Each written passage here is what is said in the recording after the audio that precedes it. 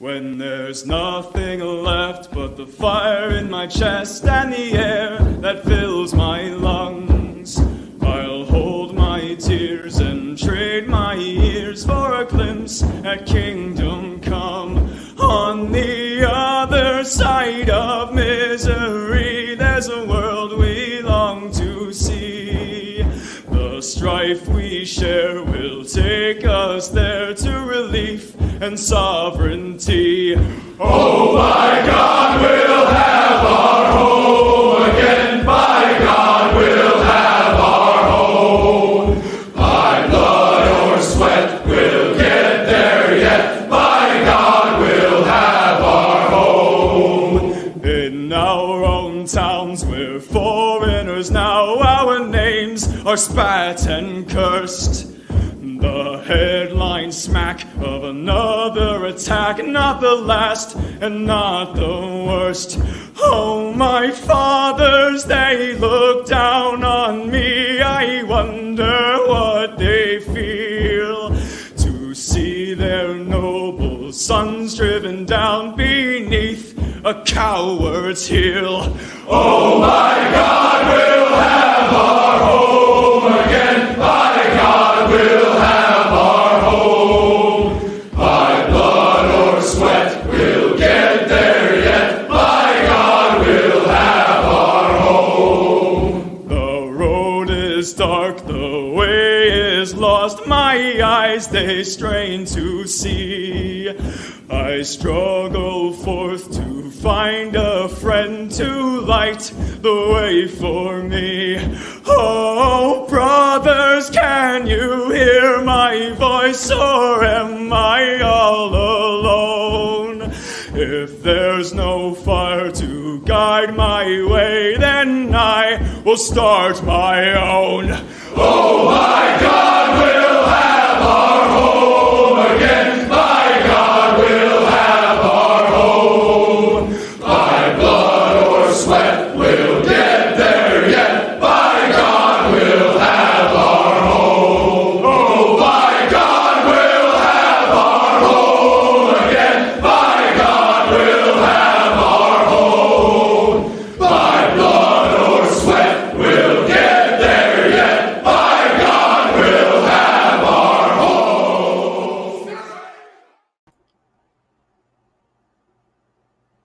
Should Westman fear denial of healthcare based on our race after 2030? I will excoriate a few articles. What's a straw foe? I have a description, and it will open some eyes.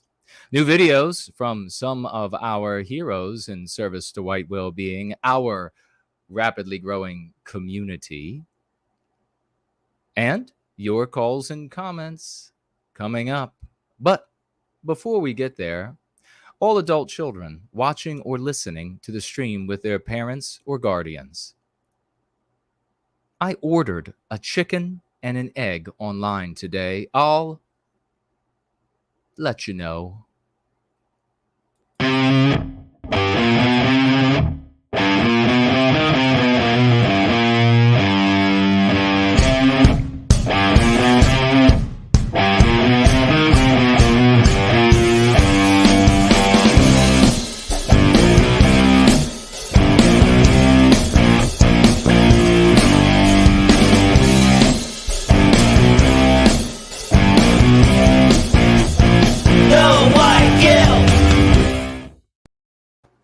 And we are going free. It is 5 o'clock in Washington, D.C., 7 a.m. in Sydney, 10 in London, and midnight in Moscow. A good Sunday evening, Monday morning to some of you.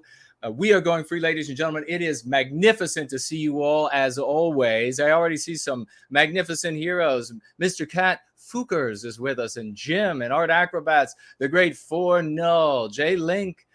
We saw Raymond. He's here with us. Sweet, dear lady Carlisle Cockatoo is there as well. Masumi Rabbit and Franklin, Nathaniel Nelson, Mosaic, so many champions. And I'll look over here, over on D Live, where we are also live, and great to see you all over there.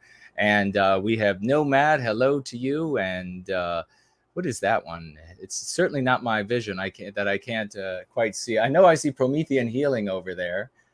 Great to see you all. What about over here on Odysee? Who's over there hanging out? Willie is over there.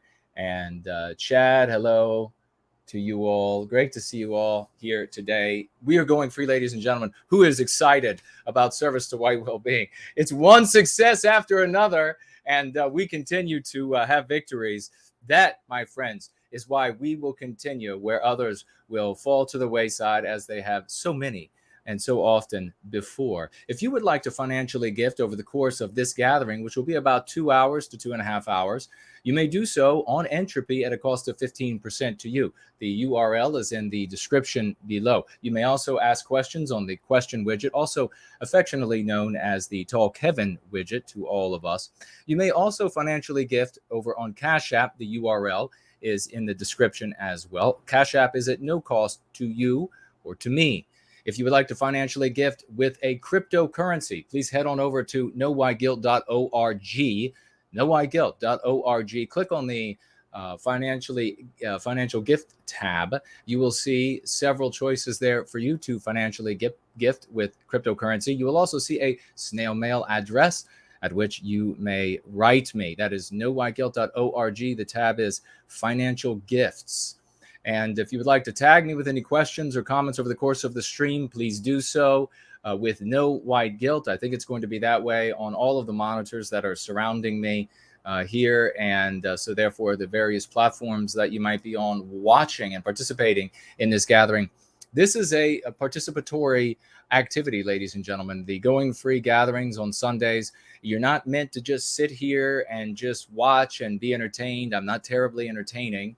I can break out the juggling balls maybe and do a little bit of juggling, but that's about it, I think, as far as entertainment goes. But I'll give it my best. For white well-being, I'll give it my best. I do have a pink rose here in the background, you may notice.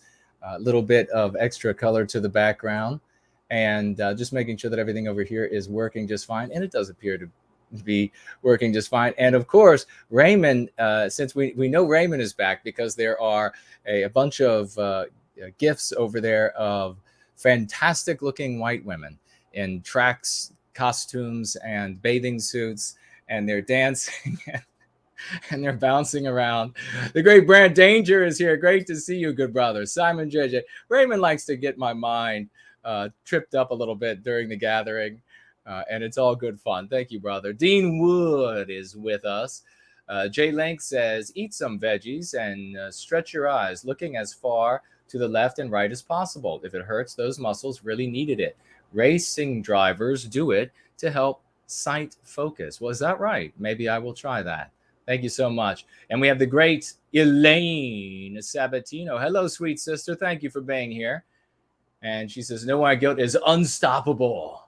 You're damn right. And Jilly is with us. Hello, Jilly. How are you? She says, I recommend you as Amrin's speaker today. You recommended me. I see. Well, thank you so very much for that. I really appreciate that. I think they will never have me, but I appreciate the effort. Dean says, good evening. Franklin says, we had a very successful day yesterday. We'd like to hear about that. Kingdom of Vinland is with us. And great to see you as well, brother. Masumi Rabbit says, hails. And hope you are doing nicely. I am always magnificent, and I appreciate it. Let's see. What else do we have here? And folks I can say hello to as we get rolling. The question, of course, today being, are white people, are Westmen, going to have to go without health care after 2030 when we become a numerical minority, as I predicted last week? May or may not end up being the case by 2030. But before we do that, I want to get to some financial gifts at the very start of the gathering today. An anonymous financial gifter over this past week.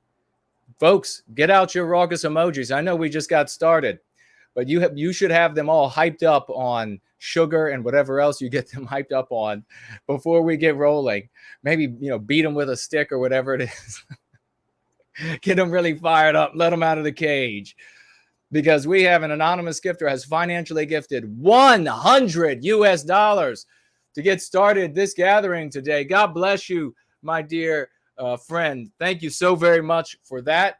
And I will look for these at the beginning of every gathering. Thank you so very much. If I miss one week, I will make sure I catch it up on the subsequent week.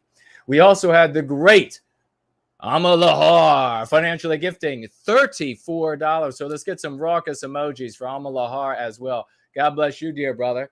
Big salute to you and our anonymous financial gifter, starting the gathering off in a very powerful way, ladies and gentlemen. So let's get to some of these. The Groundhog Fury is with us, folks. Great to see you, dear brother, and a magnificent champ. So is Biospirit of the West. Wow, the stars are coming out tonight. The sun must have set early because the stars are in the sky, and it's great to see you all. Let me just glance down here to make sure I did not forget anything.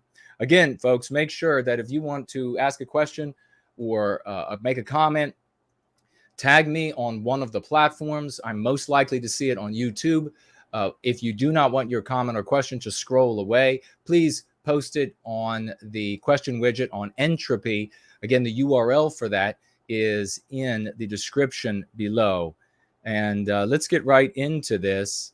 Are white people going to have to fear not having access to health care in the United States after 2030, when the white race in the United States becomes a numerical minority, as predicted by yours truly?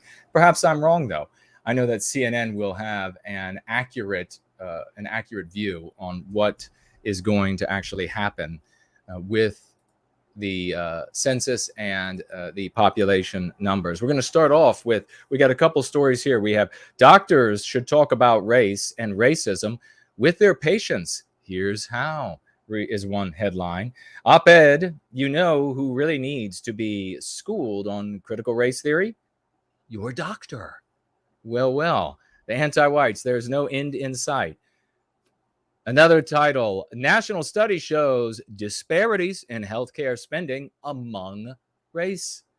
And finally, race and medicine.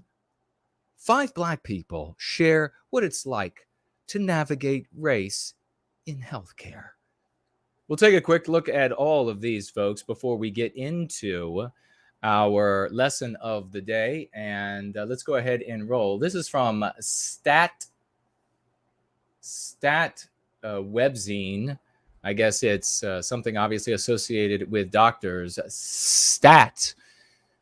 And if you all have any comments about this that you would like to throw in during the course of me taking a look at these, please jump in and let us know. We're talking about here ultimately in the anti-white narrative, ladies and gentlemen, and this is what is important when you receive this information, is that you gather from it, you take from it what you can go to your friends and family and strangers with and share in order to communicate the lexicon and dialectics of going free. You do not share stories of anti-whites for any other reason.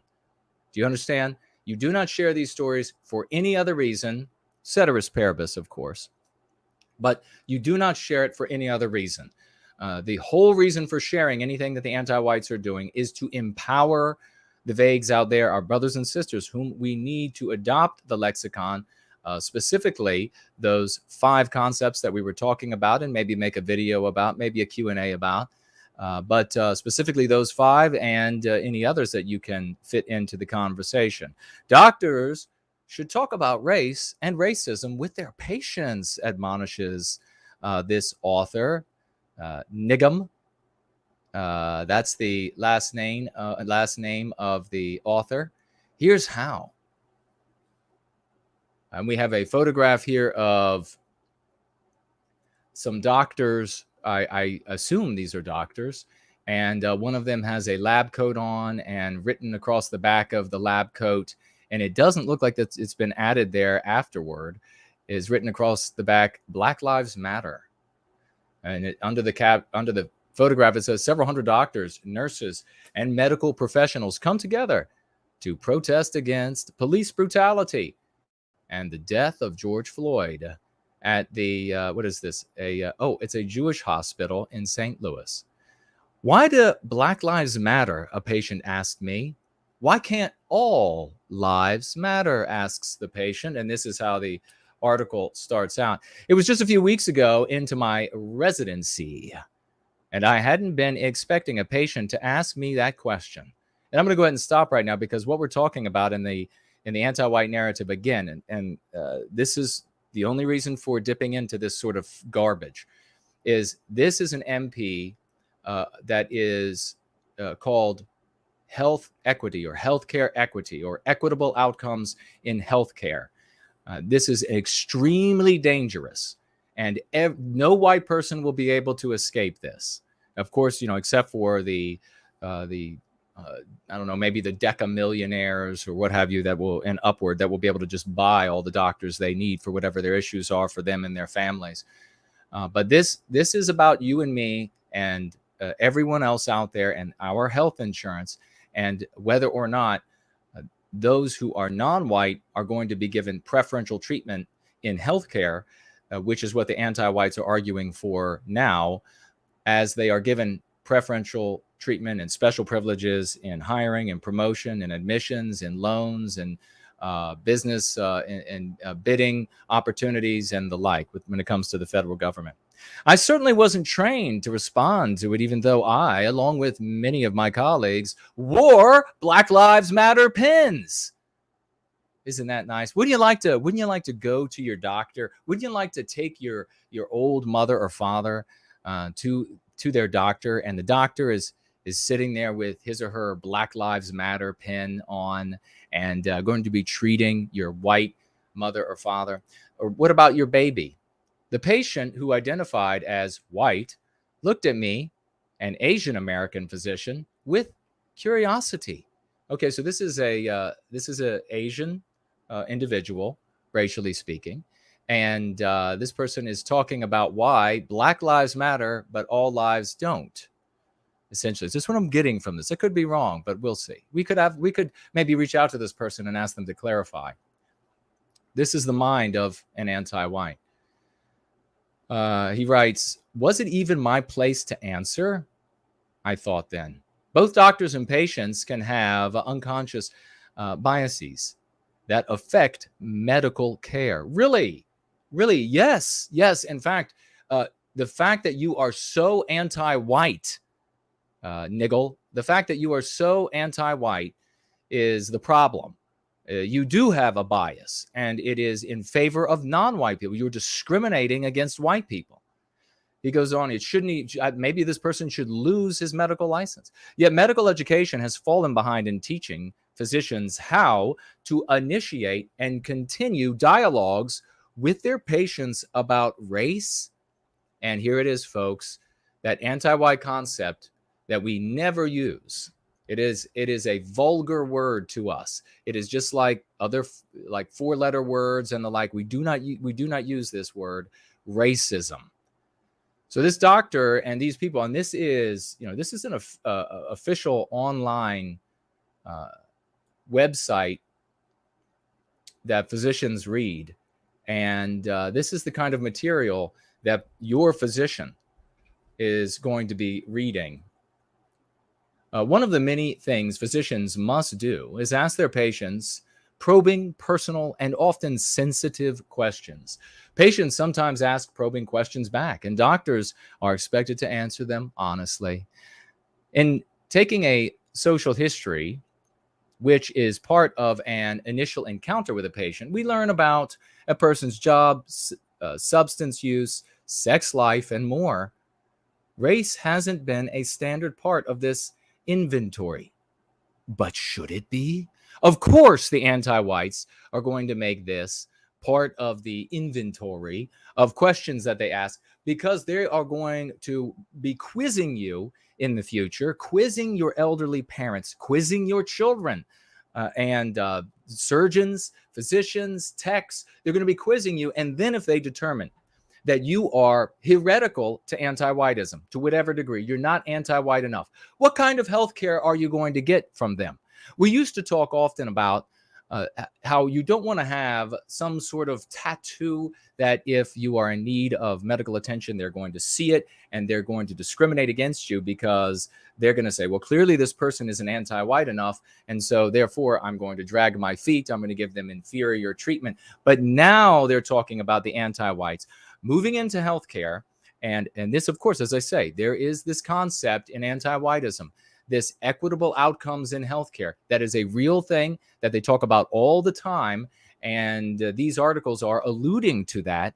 And ultimately what it comes down to is whether or not white people are too healthy relative to non-white people. And we have an MC for that. And we'll share that, shared it before, and we'll share it before we wrap up this segment of the gathering here today. In the United States, structural inequities based on race. Boy, they love that word, don't they? They just love it. Inequities. The inequities. They're fine with inequities as long as they are favoring non-white people and discriminating against white people. They love them then.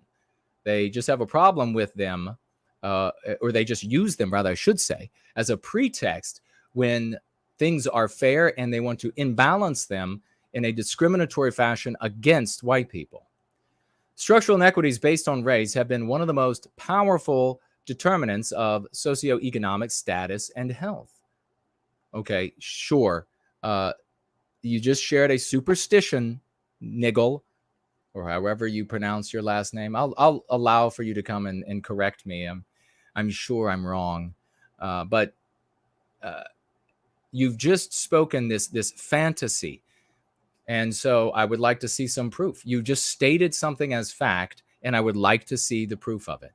People from racial, there you go. You never call the non-white people minorities. We are the minority. That is an MP. You step in and you stop them right away.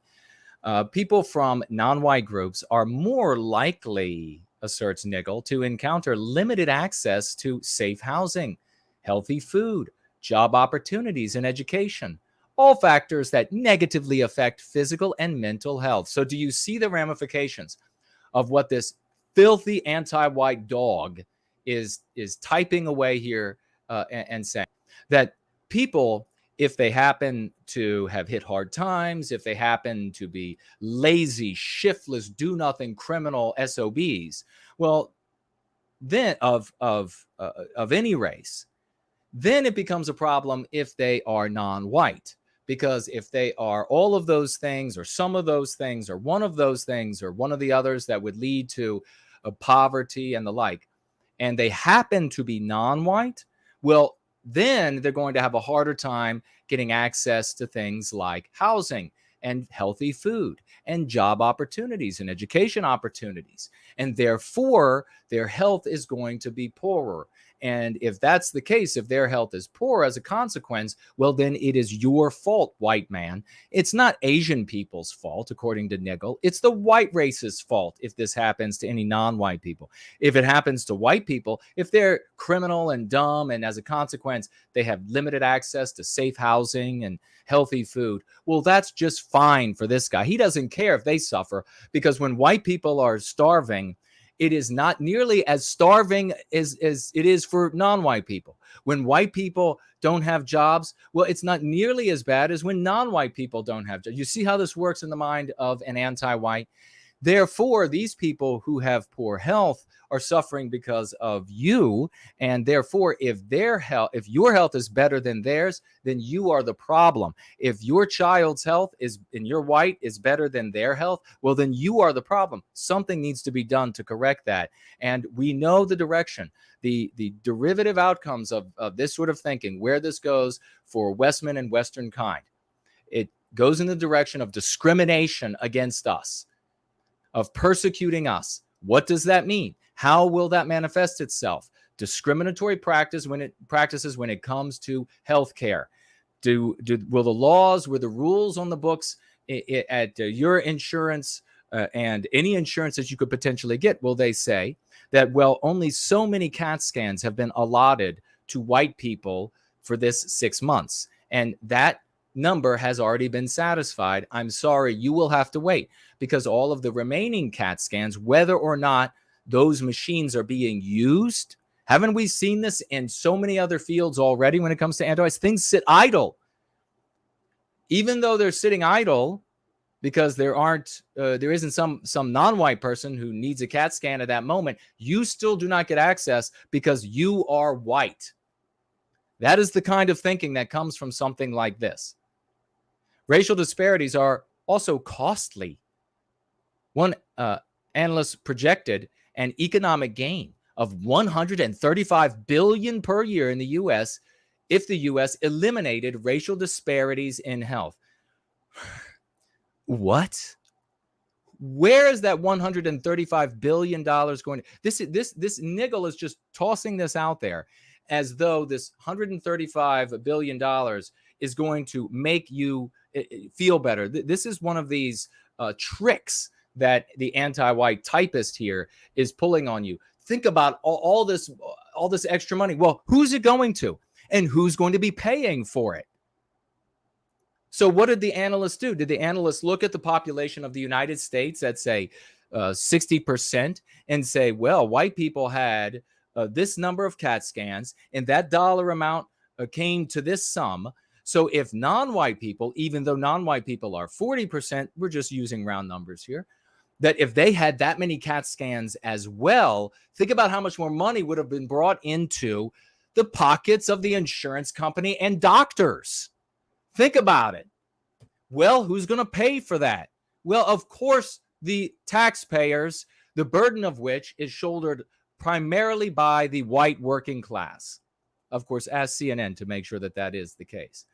The main way most doctors get information about race is through the intake form patients fill out. And we talked about this just a moment ago. We'll get through this paragraph and jump on to the next as time speeds by. Ladies and gentlemen, remember, get your questions or comments in. These forms usually include a checkbox with the following options. Here it comes, folks. White, non-Hispanic. That's you, a non-thing. We'll get back to that in a minute. White Hispanic, really, white Hispanic. So all Hispanic people, except when they are victimized in all of the crime records, when Hispanic people are victimized, they are categorized as Hispanic. Then you have Black, American Indian, or Alaska Native, Asian, or other. This information may tell a doctor a patient's racial identity, but it says nothing about their experience in that racial identity. What absolute Bravo Sierra. I almost said something else, but of course, this is a family show. The gatherings on Sundays are family show. I should say Hotel Sierra. What a bunch of Hotel Sierra that is. So what is their experience? It tells us nothing about their experience. Well, of course, according to the anti-white narrative, it doesn't matter if it is a billionaire like Oprah Winfrey. If she's Black, then she has this horrendous, gut-wrenching, horrific life experience. She's been wrongly put upon. Her life is so hard. That's the anti-white narrative for you folks. That's why we get out of it. We don't stay on those pages. I'm going to jump back for a minute. And of course, I'm going to say that I don't know for sure whether in every state and every county and every federal form that victims of crime who happen to be Hispanic are always listed as Hispanic. We'll leave that up to YouTube and CNN to figure out. The ear is against the door. But I do want to mention this before we move on to the next article that is demonstrating this equitable outcomes, this direction that we are moving as a consequence of being within the anti-white narrative, equitable outcomes in healthcare, ladies and gentlemen. I do want to point out one more time that the anti-whites have reduced your family, your children, your parents, everybody you care about, to a non-thing. A non-Hispanic white person means that the category you are in, they've reduced our race to the category that we are in as Hispanic, and then you are the non-thing within that category. That is so infuriating. And you, every single time you fill out a form, education, or if you're going to put down a race at all, at your doctor's office, cross that out, right? That you are a white man, a white woman, it's a white child, You could write that you are a Westman, which means that you are of European descent. You write anything in there. And when you go up, be polite. If you are at the doctor's office, and you can hand the clipboard over, and you could say, I find this despicable. I am not a non-thing. I am a white man. So let the doctor know that, and the practice know that this is despicable. And if they say, well, I'm sorry, that's just the way the form is pronounced, you could say, that's fine. And it's insulting. I am insulted, and I would like an apology from the doctor, because this is Bravo Sierra, madam or sir, whoever is taking the document from you. Could you imagine? I wonder what the Jewish community would say if it said non-Arab Jews. What if their choice was non-Arab Jews, and Jewish people were put into a category called the Arab category, and in that category, they were non-things. They were non-people. I have a feeling that you would hear some pretty vociferous debate at the doctor's office there. That at the counter where you check in, you would hear some yelling. I'm guessing. I could be wrong, but never accept this again. This is in your face, and because it is so omnipresent everywhere, we just learn to live with it. We learn to live with our persecution. We learn to live with the discrimination practiced against us. We learn to live with the theft of our identity by anti-white bastards all around us. Say no to this. Put an end to it. Maybe it will send a message to physicians out there that, well, white people are kind of getting pissed off about this. They're kind of getting pissed off about being railroaded and ran over and mistreated by us. And so maybe we need to take them into consideration. Los Angeles Times writes, op-ed, you know who really needs to be schooled on critical race theory? Your doctor, according to the anti-whites. Popcorn Power just checked in. Ursa Major is here. Hello, hello, lady. Miss Coppertone, hello. Anglo-Saxon. Conquer your future is with us. Rain Man, hello to you and welcome. Very quick. There's the great, lovely Porridge, ladies and gentlemen, is with us. Hello, my dear friend. A great champion. That's that gentleman. And I see the dear lady Coconut is with us. Hello, sweet sister. Like Comedies. And Ian TD is with us. Welcome, welcome. Cis white male with extra privilege. Hello to you. Let's scroll up and just see if there were any comments or questions. As Spring Heel and Promethean Promulgation, welcome to you. Promethean Promulgation writes, Jason is the top speaker in any white sympathetic endeavor, and even he stops himself to become even better. Thank you so much. I'm trying so that we can survive. The female whisperer is here. Well. Whispering, I'm sure, all things that are not lewd. And Joshua is here. Welcome, welcome. All right, I don't see anything, so we're going to continue rolling through this. The anti-whites want your doctor to be schooled in anti-whiteism, ladies and gentlemen. Remember to translate every time you have a scenario to translate. And this is one of them for sure. Race theory is, of course, anti-whiteism. It's just the anti-white narrative. We don't call it that. Remember, we do not refer to it as critical race theory. We don't refer to it as race theory. We don't refer to it with these things because those are the names of their taking. You never give them the names of their taking. They took those names for a reason. And all of you out there who do that, I'm going to go ahead and say this should sting. Maybe it'll sting just once. It's like when some parents, they prefer to give a little swat to the child, a little bit of pain when he or she reaches for the stove. Think of it like that. You do not give them the names of their taking, dumb, because they took those names for a reason. You give them the names of our giving, and you do not take the names of their giving, because they did that for a reason too, dumb. Now we'll move on. The sting at first always hurts, but it's to learn and grow. The hint of an education on race and racism. Racism, there's the concept, ladies and gentlemen, that destroyed Western civilization.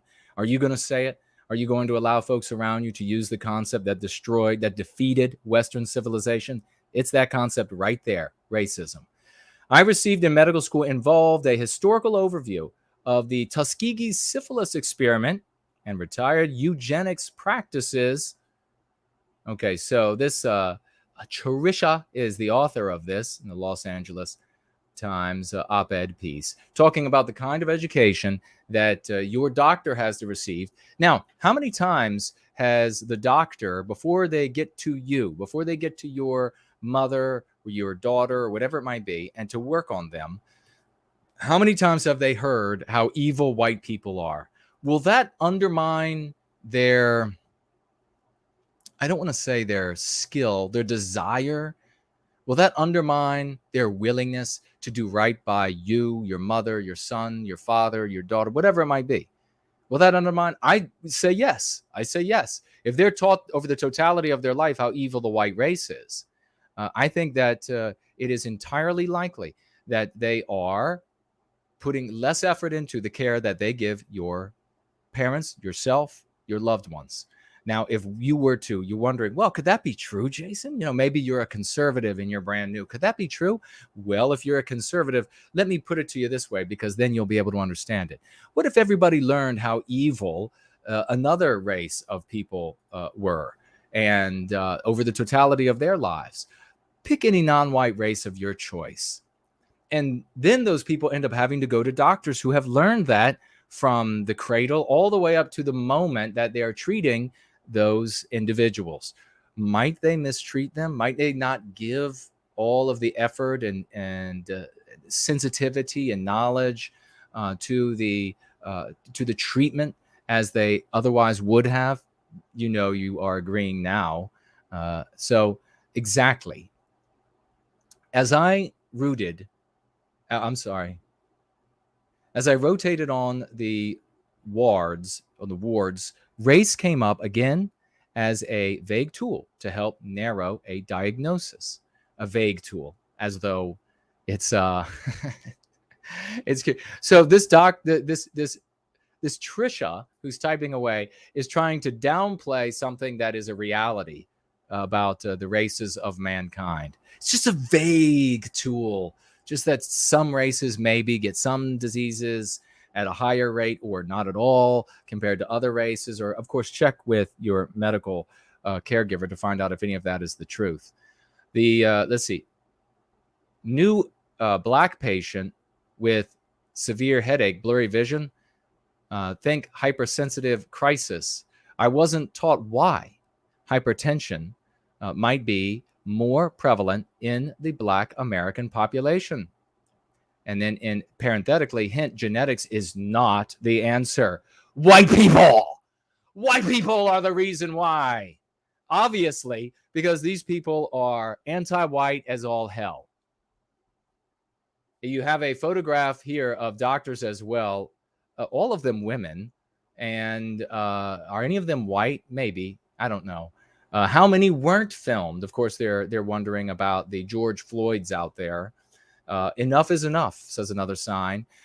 Racism, the anti-white slur, is a public health issue. Keep that in mind too, folks, because things continue afoot by the anti-whites at the federal government, at the state level governments, in moving this anti-white concept of racism into the field of mental health care.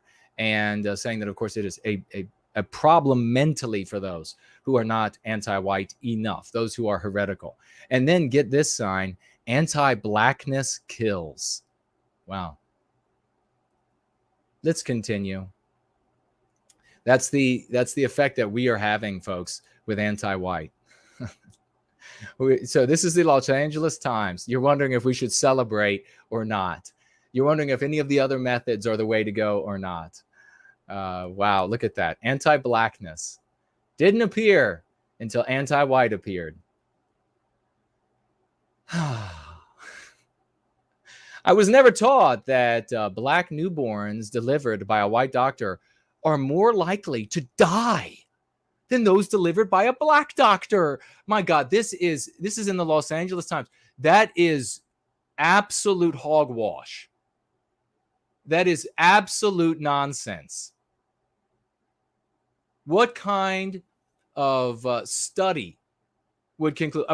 What are you claiming? The anti-white narrative that the white babies, what are they? Are they punting the non-white babies down the hall? What nonsense? Can you have a conversation with these folks, ladies and gentlemen? Obviously not.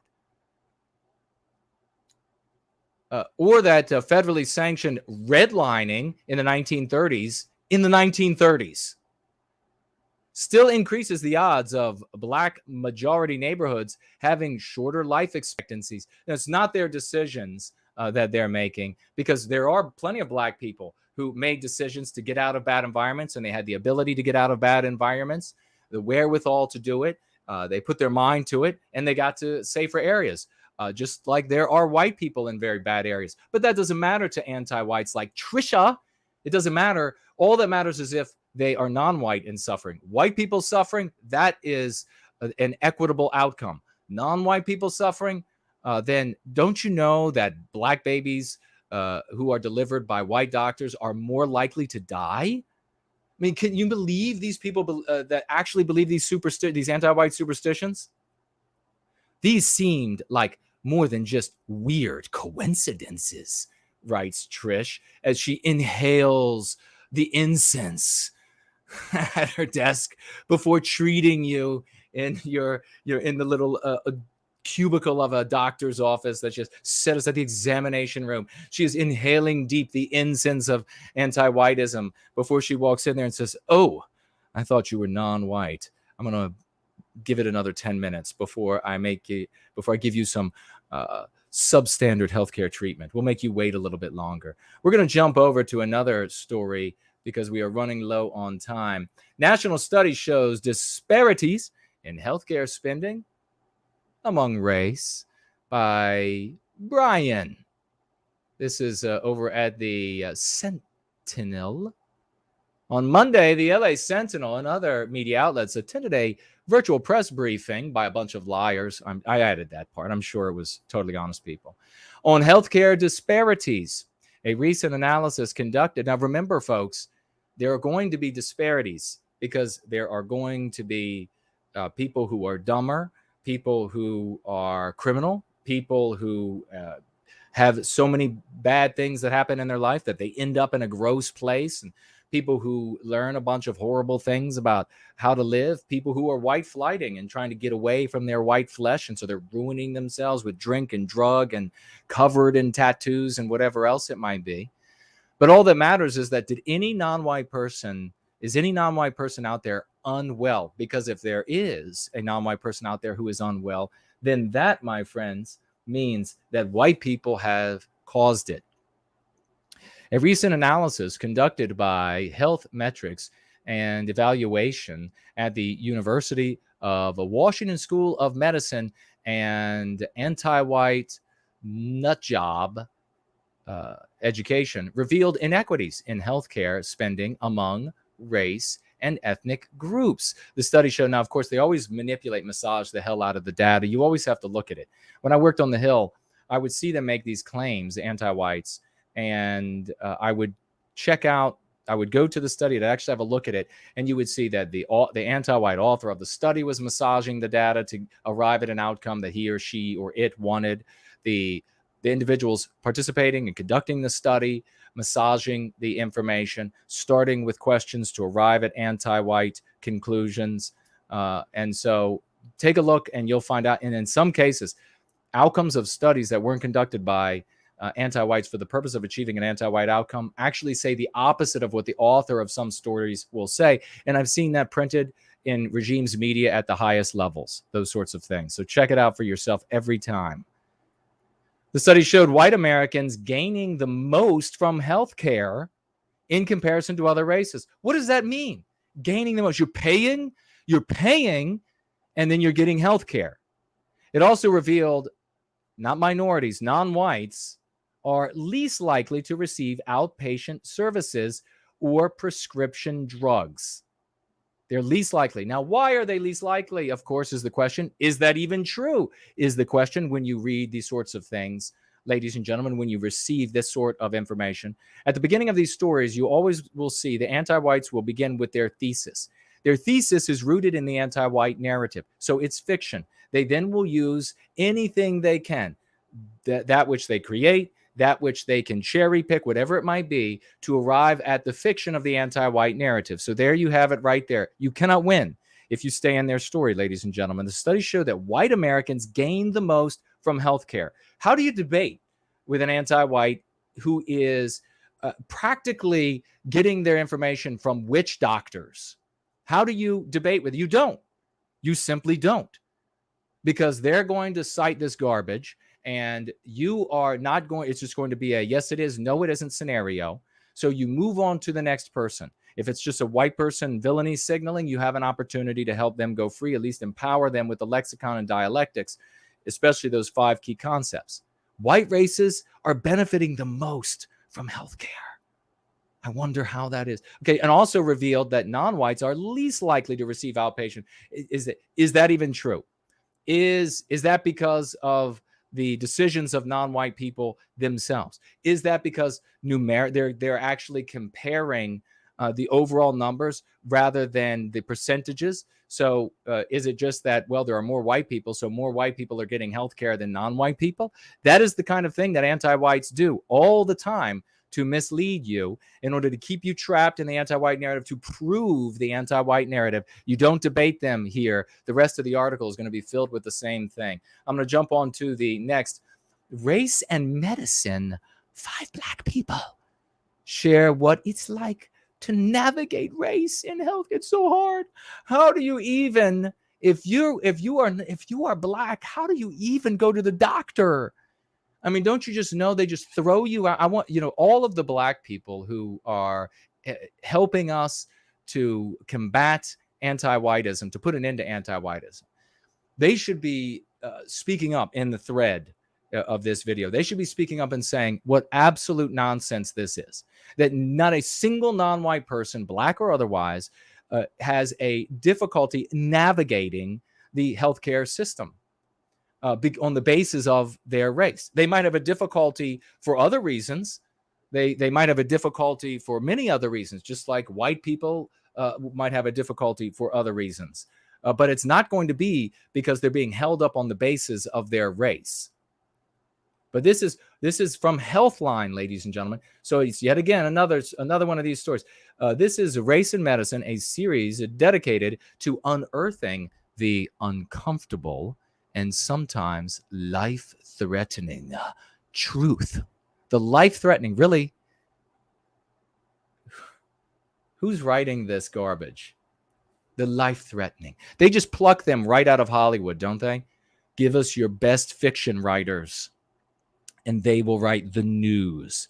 The life-threatening truth about, of course, this anti-white concept, racism. So heresy to anti-whiteism in healthcare, life-threatening, by highlighting the experience of black people and honoring their health journeys. Honoring their health journeys. We look to a future where medical, oh my gosh, this is a term that I have, an anti-white, it's a mean pathogen, and I haven't seen it for a very long time. Medical racism, wow, is a thing of the past. Medical racism.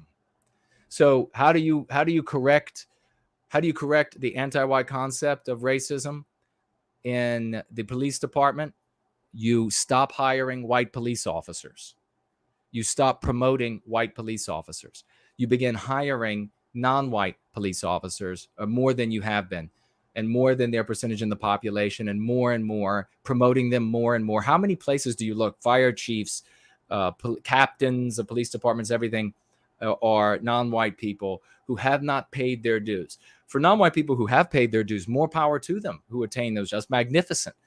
It's going to be harder to tell because of all of this anti-whiteism who legitimately earned a spot or not. But it is more power to those folks. The rest of these, I read a story a couple of years ago, and these stories come out all of the time. We got these stories lately with these judges, these non-white judges, youngest, like 24-year-old judge, youngest judge ever in county's history. And then these anti-whites will say, look at all your judges. They're all white men with white hair or bald. Well, it took that long for them to finally get to that point. They can't even, it just doesn't go through their heads. But yet now's the 23-year-old is the judge. And I remember I was reading this about this new fire chief, and she was like a 23 or 24-year-old, and she was being celebrated, non-white female, being celebrated for her meteoric rise to chief of the department. How many white men and women were discriminated against, who had paid their dues, who had sacrificed, who maybe had personally been injured numerous times even in the process of serving the people, serving that county loyally, and they were discriminated against so that the anti-whites could supplant them or supplant what they deserved with a person based on their race and sex, discriminating against the only race that you're allowed to discriminate against. So what ends up happening to healthcare? What ends up happening in healthcare when you have, in this case, what they refer to as medical racism? Well, the only way to correct it is to not give the healthcare to white people, right? That's the only way to correct it. Look at what they did. So that's what they did with police departments, government, hiring at companies, both national and international. Look what they did in education when they couldn't ensure that every race had the exact same scores on tests. They just lowered the standards. So they'll be doing what? White people will not be getting, if this is just a prediction, it might be true, it might be false, but it's got to be one or both of these. Either white people will be denied health care to give an equitable outcome, or the standard of healthcare will have to drop for everyone. Of course, there will be set-asides and waivers and licenses for the anti-whites so that they can continue to live high on the hog and get the treatment that they need and want. But white people, not so much. And you can look for that as a prediction at 2030. Of course, do look to CNN and the folks conducting the census and your insurance company for the final word on that. But read the first couple sentences here. As a dark-skinned and sometimes sensitive little black girl, I could never shake the feeling from, that's something I know I never thought you would hear me say either. As a sensitive little black girl, I could never shake the feeling from my bones that my pain might be viewed as inconsequential to the very people who were supposed to provide medical care to me. It's still something I have trouble reconciling. Well, you know who's to blame for this? And it disgusts me. I feel for the little black girl that this author was, because that is a fear that a child should not have to experience. And you know who put that fear in her? The anti-whites. That's who put the fear in her. If her parents were anti-white, they put that fear in her because there was no reason whatsoever to believe that she was going to receive inadequate treatment based on her race. That is preposterous. It is right out of the anti-white narrative and has nothing whatsoever to do with reality. So put the blame where it is deserved. She says, it's still something I have trouble reconciling. Well, then you need to see a therapist, honey, because the issue here is your faith, your belief in this anti-white narrative that has nothing to do with reality. With the legacy, oh, you know what must be coming next, of, here you have it, this concept. I cannot believe this meme pathogen of old, medical racism, dating back to antebellum America. You see, we still live in the anti-white narrative. You are never away from whatever they have declared the most evil period in all of history. whatever those periods are, we're still smack dab in the middle of them, according to the anti-whites.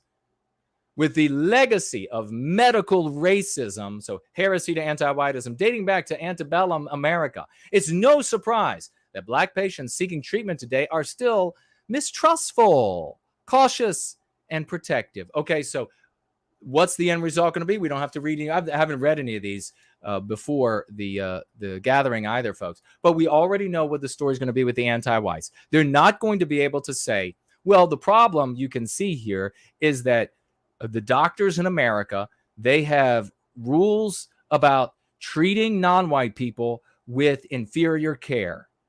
Oh, wait. No, actually, they don't have that. And it's not, it would be totally illegal. They would be sued out of existence. It would be completely immoral to do such a thing.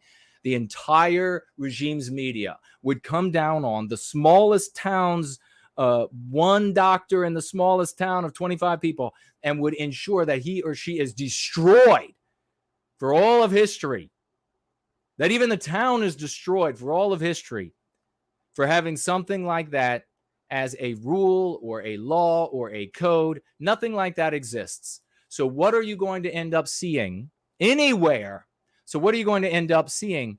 That this anti-white vacuous nut job Muppet is going to end up writing by the end of this. Somebody can get back to me on it.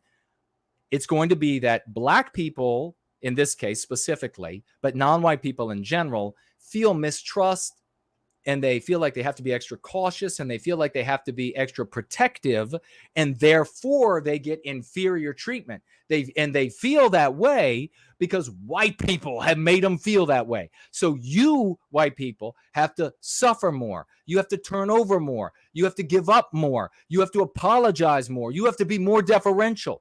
You have to go without more in order so that non-white people will feel more trust and have the need for less caution and have the need for less of feeling that they have to protect themselves when they look into healthcare. Your fault. I'm not reading the rest of this garbage, but I can tell you right now, that is the only place that the anti-white can go with that article. I'm going to tell you what this is, folks. The MP is equitable healthcare or equitable outcomes in healthcare.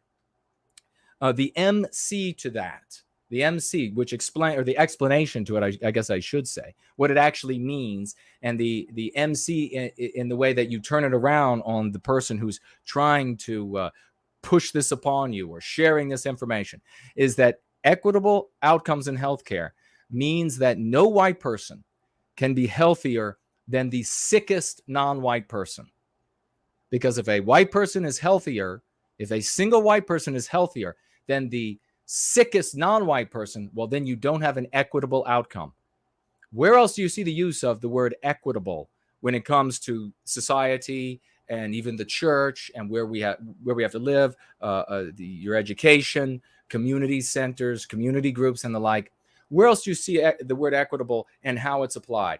It is always applied in that non-white people, by way of this anti-white concept, need to be given preferential treatment and special privileges as a moral imperative, which means for us, how do we look at this?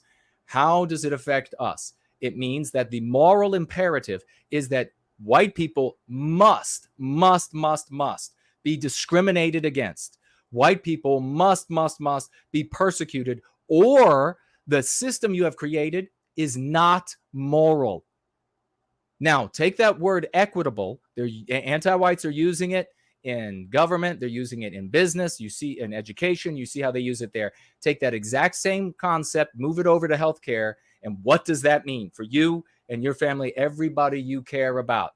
It means that white people must be discriminated against. White people must be persecuted. White people must have to go without healthcare. That is exactly what it means. Because if they don't, then it means that there is racism in the system. It means that the system is immoral, according to the anti-whites. And that, my friends, by 2030 will become your reality if we don't reach out there with all the love, hope, and redemption that we have in service to white well-being and put an end to it.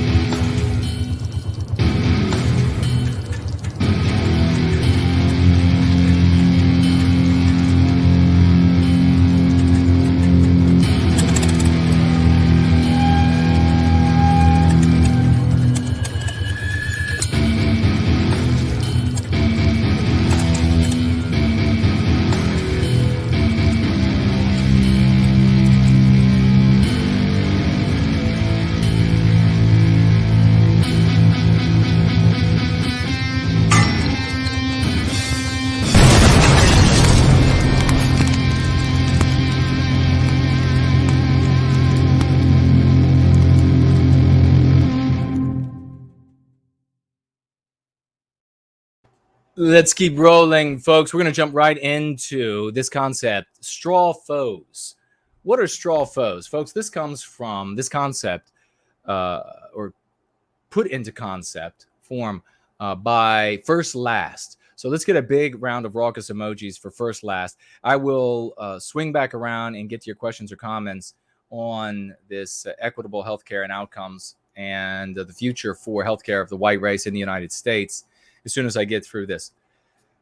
Straw foes, and I have some notes here that I wanted to share with you all. This is when a straw foe, this is when Westmen, both those openly white sympathetic and vagues, combat largely imagined threats.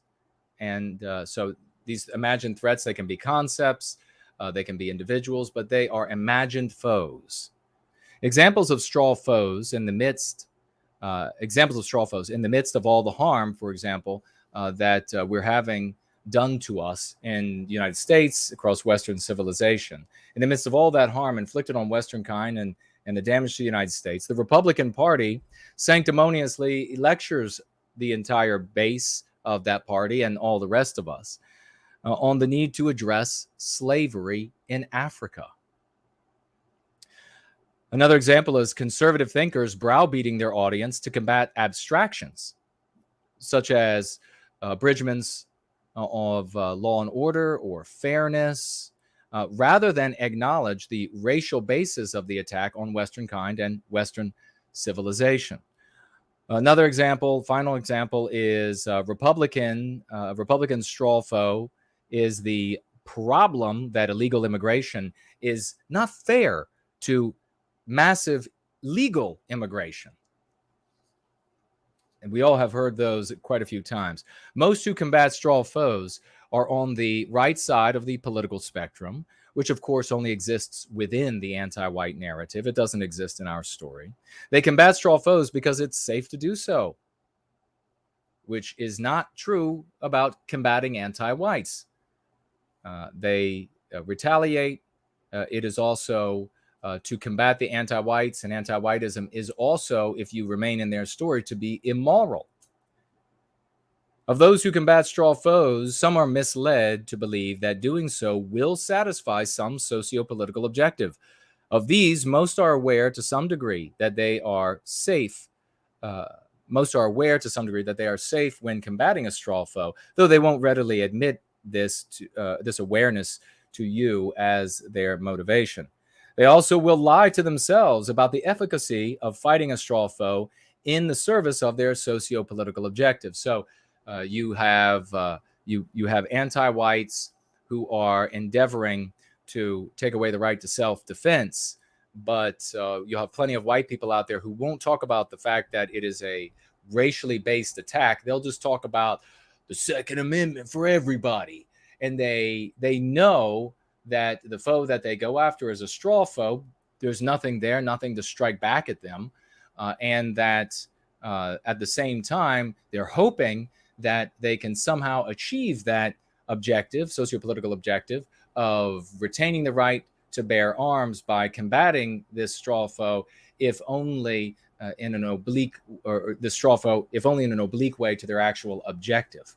So you see this quite a bit where these folks who are combating straw foes, such as Republican or conservative leaders, they'll stray a little too close to the reality of anti-whiteism, and then every time they do, they get burned and they fall over themselves. And when I say burned, that's the anti-whites go after them then, and they fall all over themselves, begging for forgiveness, giving apologies. Very few of the misled number of folks who are combating straw foes are dumb enough to believe that the straw foe is the legitimate obstacle to their socio-political objectives. A great example of the straw foe that you saw for a long time in the white sympathetic sphere is this idea that it's the Catholic Church that's doing this to the world, and then, or this little sect or that little sect of the Catholic Church that's doing this or that to the world. Absolute nonsense. But there was no one there to punch back. So they had you had folks out there, I'm going to talk about them in just a moment, who made themselves wealthy and popular by combating these ghosts out there So very few. Okay, so the remainder of those who combat straw foes do so to mislead others for their own empowerment and enrichment. Think Sean Hannity. Think Alex Jones when he was on the big kick about the Catholics, and who was it else inside of the Catholic, the little cabal inside the Catholic Church that he said, well, these are the folks that are really trying to take over the world. That's what this guy would say. Made themselves fabulously wealthy, didn't have to worry about any sort of retaliation or of appearing immoral to the rest of the population. So their lie of who's responsible for the ills of our society could spread much more easily because it didn't require people to get out of the anti-white narrative. They could just stay firmly in the anti-white narrative with the what's moral and immoral before them, and they could remain far from the immoral segment or thought, or I guess we could say the category of thoughts and actions of immorality in the anti-white narrative. They were able to remain far from that and then buy into these ideas. So it's very easy to spread that filth for the enrichment and empowerment. Think of just about every single Republican politician, or I should say every single Republican and politician, every leader of the Republican Party, every large conservative leader combats straw foes. Easy to spread the message because people don't have to get out of the anti-white narrative. As I say, they stay where they are, and retaliation rarely happens except in those cases where they stray a little too close to the actual issue, undermining civilization, undermining Western civilization. So few of these might be operators in false flag operations. So that's entirely possible as well. But the majority are self-serving charlatans, Sean Hannity, combating straw foes for their own empowerment and enrichment off of the public, a public that is eager to overcome obstacles to their sociopolitical objectives. Examples of those on the right, examples are those on the right side of the sociopolitical spectrum. As I say, conservative leaders and Republican Party leaders. If the straw foe appears to represent a believable obstacle to the sociopolitical objectives of some, usually on that right side of the false political spectrum, it readily serves both charlatans and cowards. So you all will have met, and in fact, we had Tall Kevin call in once upon a time and talking about people that he was speaking with who wanted to combat straw foes. They didn't want to actually identify the problem, which is Antiwhiteism, because that meant, as long as they were still inside that anti-white narrative, that meant that they were immoral. So they were cowards, right? They weren't benefited. They weren't profiting or becoming empowered by combating straw foes. They were just cowards. And so that's what they were doing, Kevin. They were combating straw foes. What is it that those who combat straw foes won't do? They won't name the anti-white. How do you like that? They won't name the anti-white. Those people that Kevin were talking to, they wouldn't name the anti-white for fear of being immoral, for fear of the retaliation that they know. They see people get fired all the time, lose their job for not being anti-white enough, for being a heretic to anti-whiteism where they work. They're brought before anti-white tribunals. So they're cowards. They combat straw foes instead.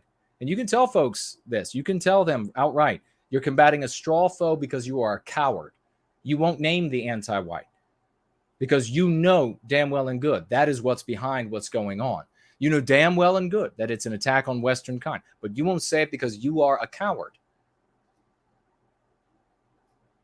Now, of course, depending upon who you're speaking with, you can deliver that more harshly or more sensitively, but it is nonetheless the reason.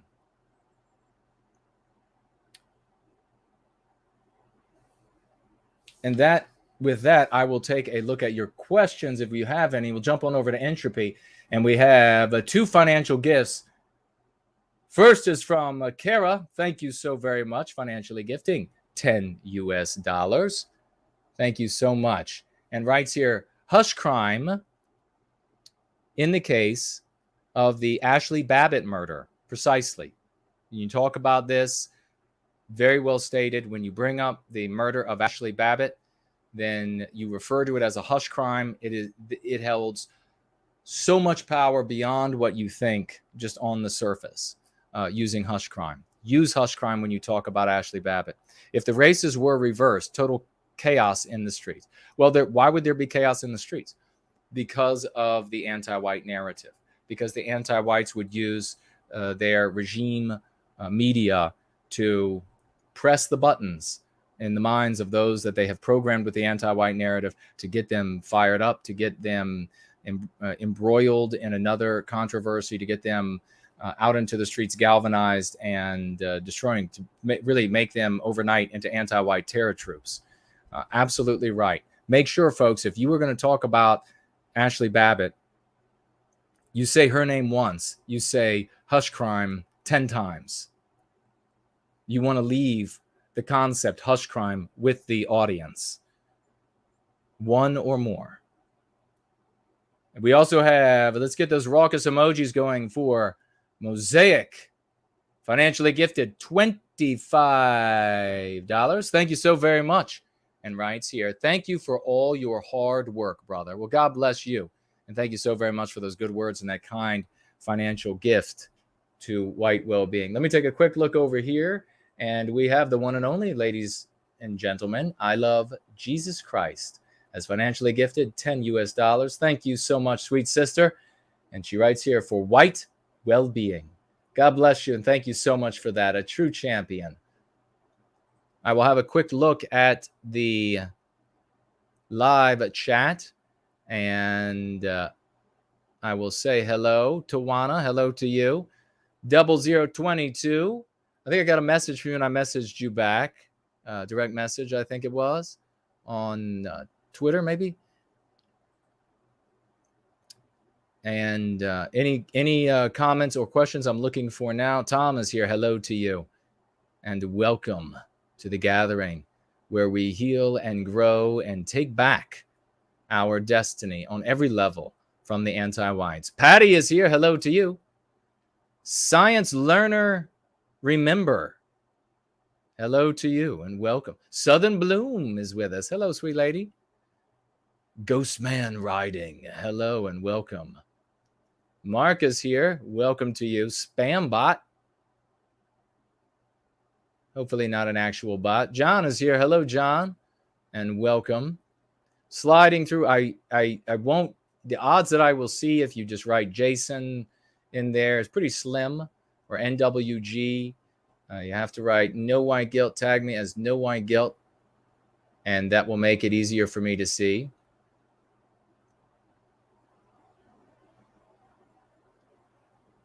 Franklin says, so tired of dealing with NS LARPers. None of them understand how mass movements actually form. They are edgy, short-sighted children. And then Mark said, well said, Jason, to something that I had said. Lunder from down under. Hello, brother. Rory is here. Great to see you. All right, I will.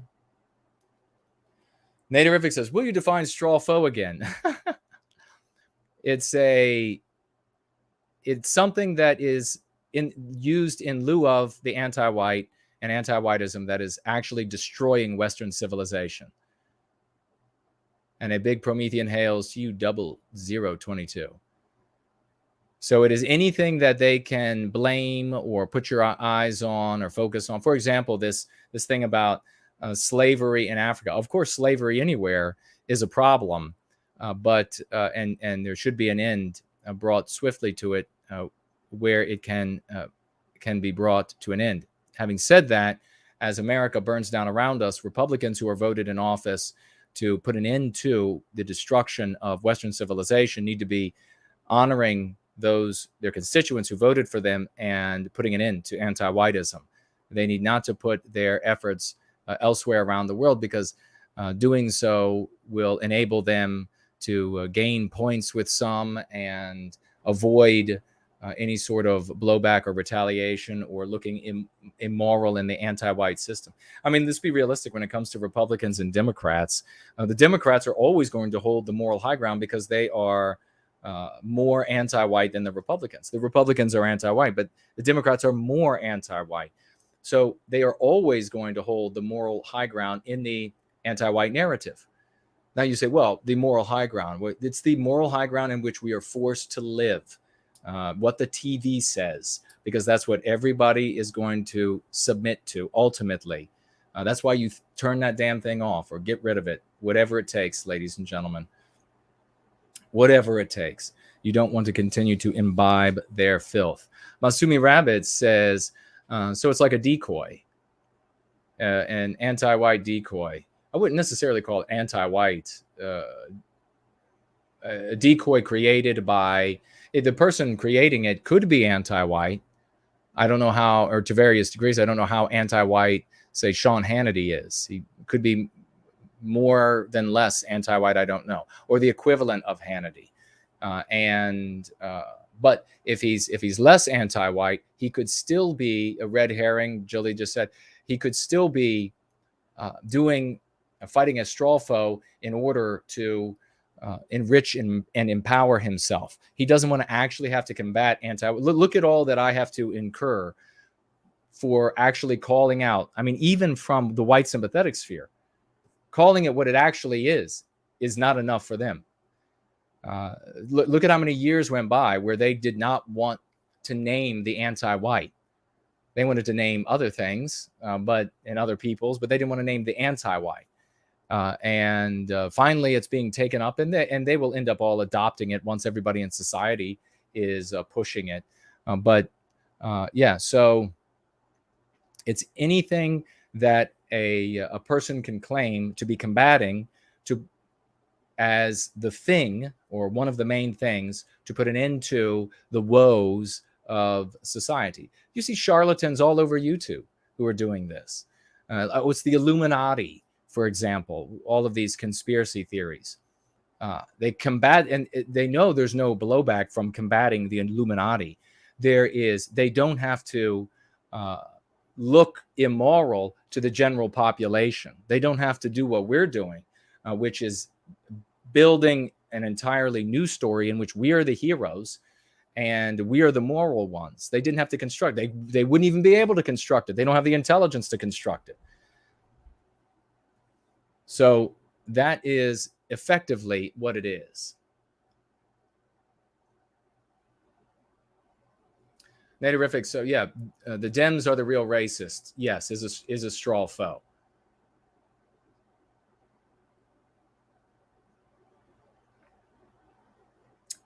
Dean Wood says the pick on the wall, Jason, is me being carried on the shoulders of my teammates after I ran for a 65 or so yard touchdown after the time had run out in the game to win the game.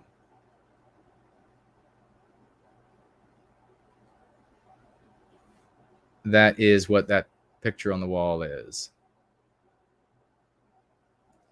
All right. And what do we have over here on, do we have any questions? Okay. Sloth says, yes. And we're going to be playing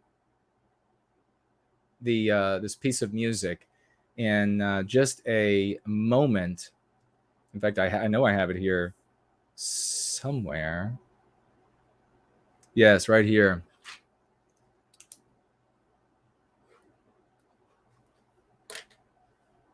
We will be playing a wonderful testimonial piece of music created by our very own Andrei. Is it Moisejev? Is that? He loves when I try to pronounce his last name. He loves it. He loves it. And I think it's probably properly Andrei somehow. I don't know, but I'm probably wrong there too. Moisejev. That's probably close. But the music is absolutely beautiful. It's called Go Free, and we will be playing it in just a moment. And we should all give a big round of raucous emojis for Andre, this contribution. It's a beautiful testimonial, as Slots is saying here, to White Wellbeing and all the work that we are doing. It's an ethereal It's an ethereal piece of music. I think you'll really enjoy it. We have a Jason asking. He says, "Hello, Jason. I'm an enlisted. Maybe I won't say the name of the branch, and I'm wondering if you could give me some advice in dealing with a certain disease's inoculation. It will be mandated soon, and I was wondering what can I do?" Well, that is a serious question indeed. Now, I will tell you this: I'm not in the service now, but when I was, there were others who refused the order to take different inoculations, and it got, the pressure was put on in a very big way, and then finally, when push came to shove, they made them just sign some sort of a form, and I don't know what exactly that meant in the end, but and then they ended up actually not getting the inoculations. I don't know what's going to happen with inoculations today, and in particular that inoculation. I would definitely explore the options and the ramifications of refusing.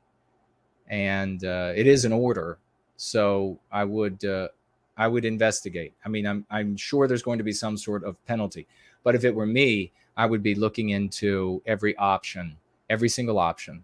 And there could be, I don't know. I mean, maybe there are going to be exemptions, and there are going to be outcomes for refusals, and maybe there'll be a spectrum of outcomes for refusal, and you want to be on the lower end of that spectrum. So the least amount of punishment. How do you get to that lower end of that spectrum? Well, that might mean who you talk to, who you end up giving the denial to. If you have one, I won't say. If you have one authority figure that is a real jerk, and then another one that's a bit more sympathetic, then you can give your refusal to the one who's more sympathetic, that sort of thing. But definitely, if you do not want to take it, then look into those options.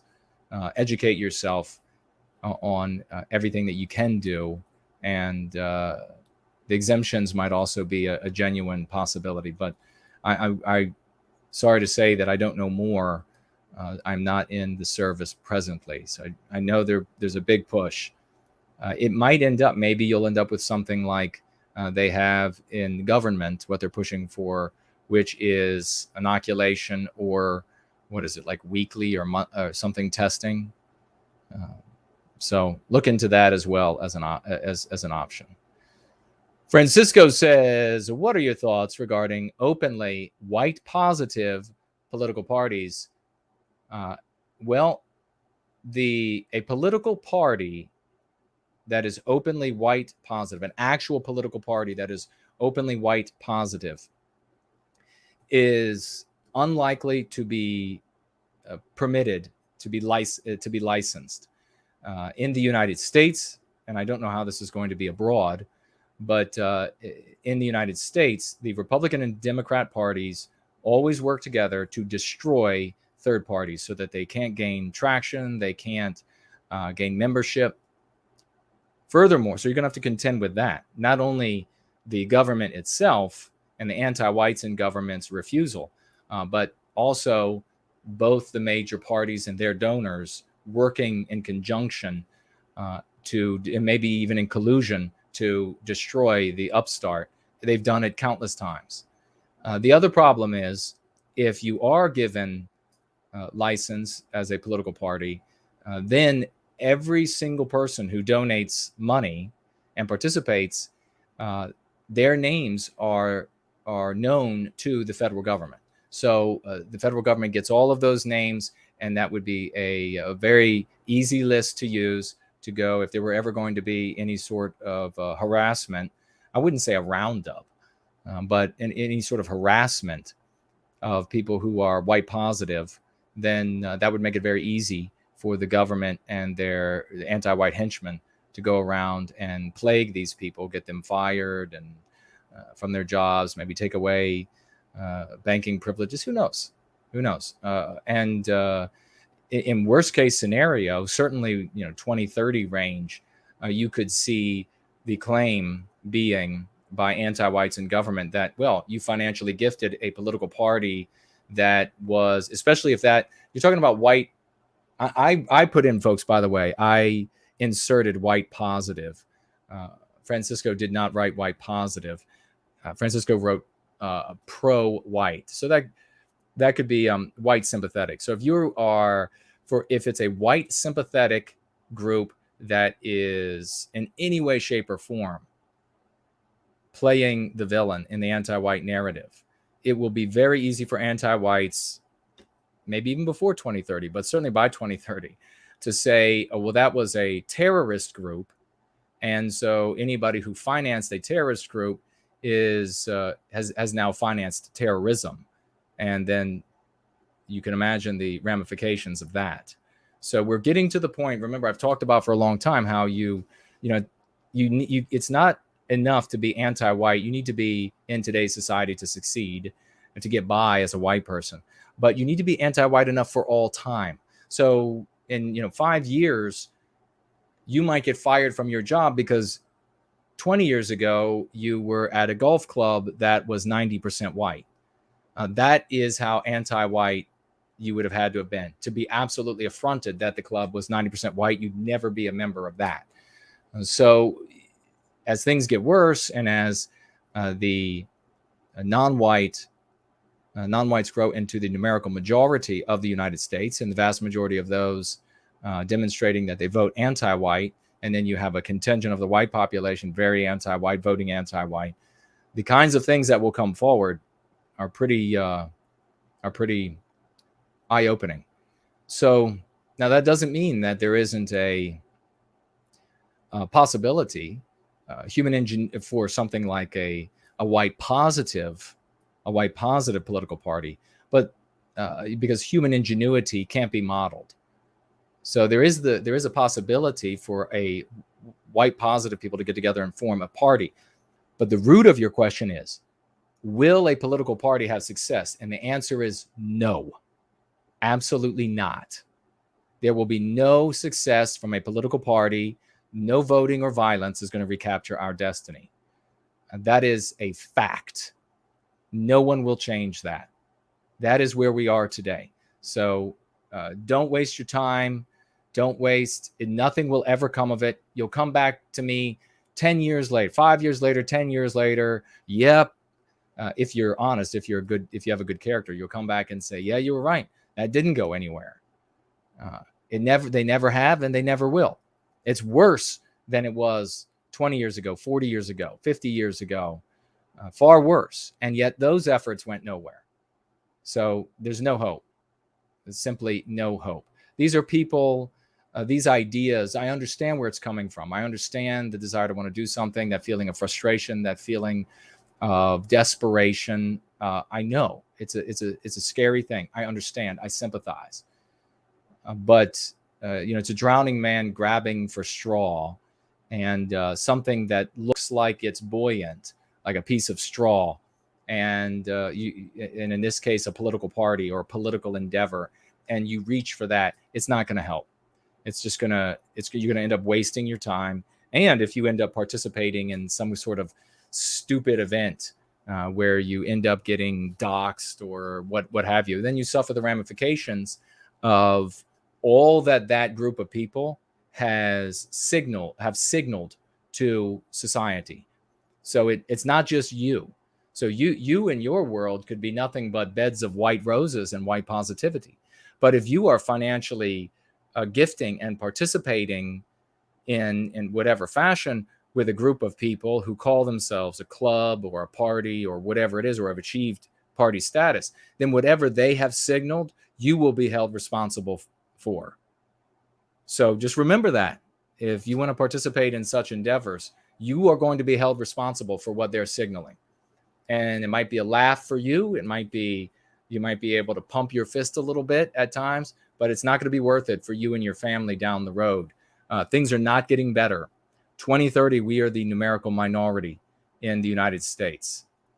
And they are going to use, all the way back when I was in 7th grade, I told my peers, I told the adults, I said, eventually these anti-whites, by way of non-white immigration, are going to dominate the vote, and they're going to vote the car out of your driveway and your house out from underneath of your ass. And it will be totally legal to do so because they'll have the vote to make it happen.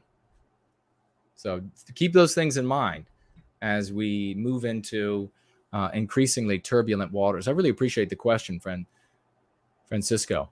We have Jaked financially gifting $5. Thank you so much, brother. You're right. You're right on point, Jason. Because of this cowardice, the GOP diverts their attention to fighting socialism or the Dems are the real racists instead of addressing the gigantic elephant in the room, which is anti-whiteism. Precisely. I've often said, and it's funny because these people who work on the Hill, they at first they don't agree, and then they always end up agreeing. They're like, yeah, that's true. So what I say is that the Republicans always use the tools that they know will lose.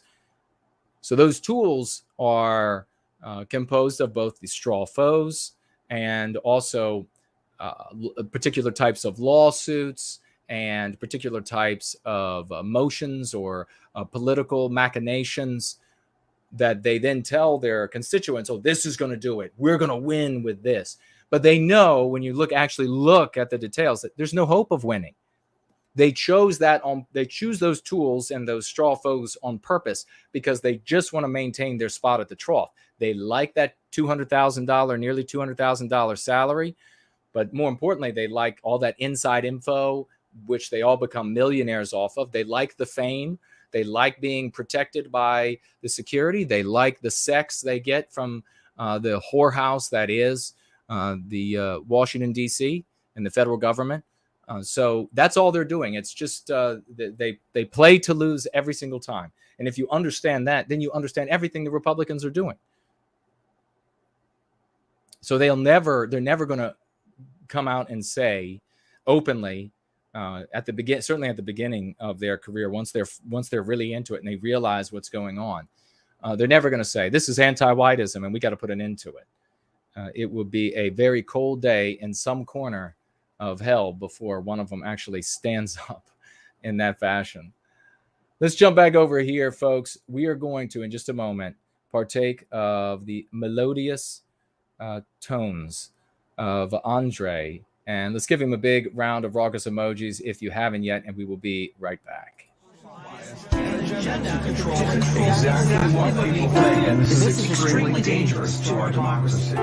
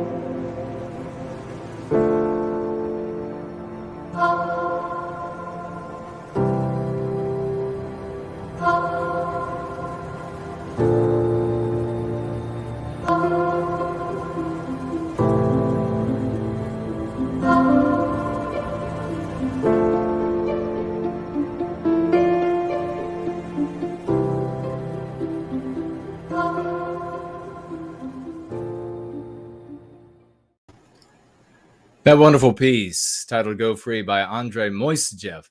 Andrei Moisejev. That probably is the closest I'm going to be able to get to it, brother. I apologize. My tongue is originally absolutely the whole thing connected to the bottom of my mouth. And then I had some of it just a couple of years ago severed from the bottom of my mouth. The only things it can do is pronounce most English words and lick really well. Other than that, it is pretty much useless. But that was beautiful. And thank you so much. And I thank everybody who celebrated Andrei's contribution and testimonial to White Wellbeing. What a glorious thing. Thank you so very much. I believe that's what the great Slotz was speaking to. I will see. Yes, that is indeed what the great Slotz was speaking to. Thank you, dear brother, for bringing that to my attention. We're going to jump right over to the announcement portion of Going Free. I want to share real quick because last week, Mr. V, and I'm sure we'll have him on the phone in just a little bit, as well as Baldor. They are both in line. Baldor first. This was a meme created by the one and only. Let's see if I can stop this banner for a moment.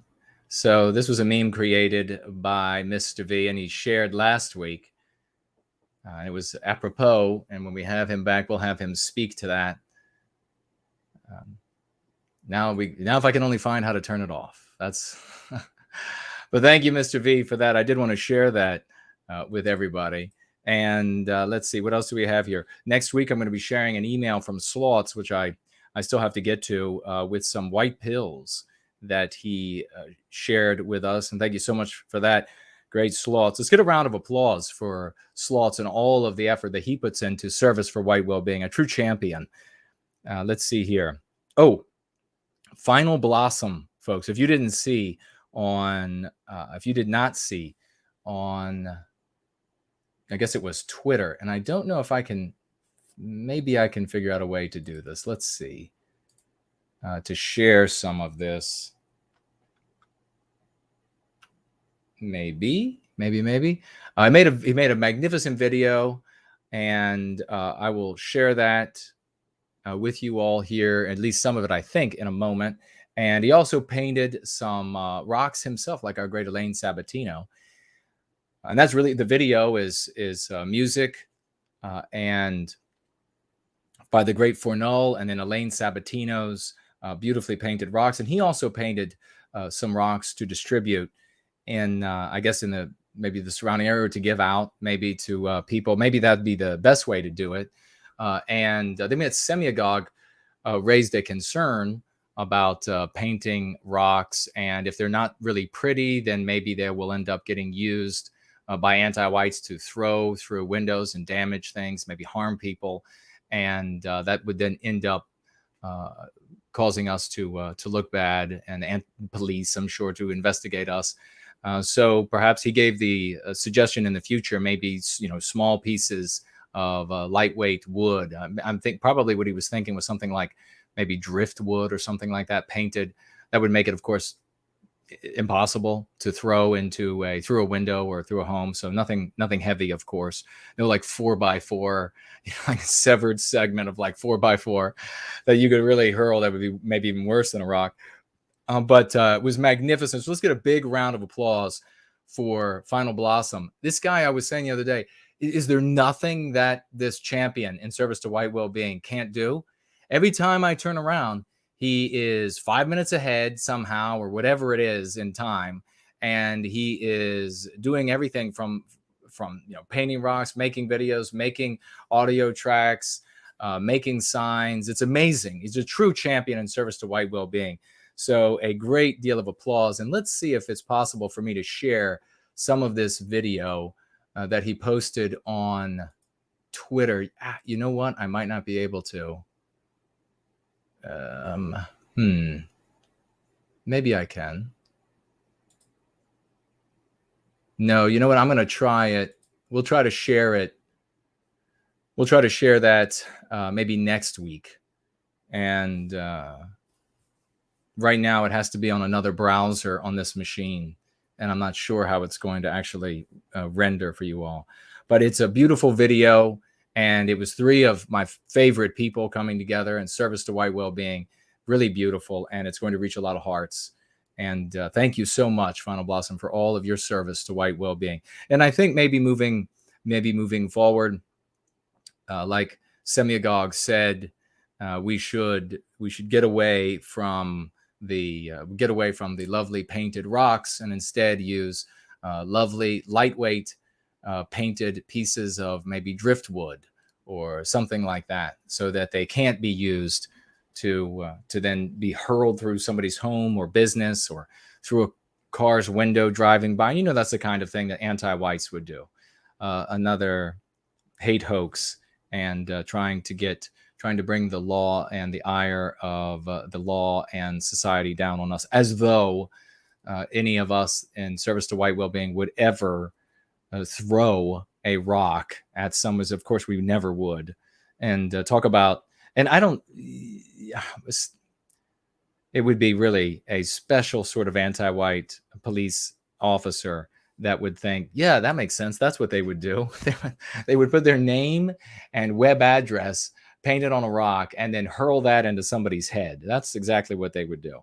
But yeah, so maybe in the future, it's pieces of driftwood or something other lightweight that maybe can be placed in a bed of rocks, or a bed, you got these like a flower bed and you got the mulch, and it would be, you could set it right down or along the side of a path, just like you do with a rock, but maybe secure it in place with maybe between a rock and a stump of a tree or something like that, so the wind doesn't easily take it and hurl it somewhere. If it's a bed of rocks, you could very easily bury the edges of it in the rocks so that the painted segment is still visible. That would be lovely. And also at the same time, make it very difficult on the anti-whites to use it to benefit them and to harm us. But big thanks to Final Blossom. My God, what a champion. And we'll be able to share this.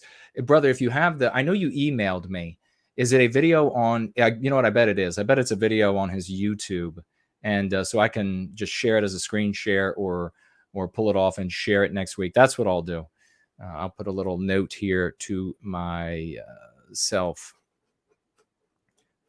to get it for next week. Let's get a big round of raucous emojis for that invisible sorcerer who operates the No White Guilt .org website.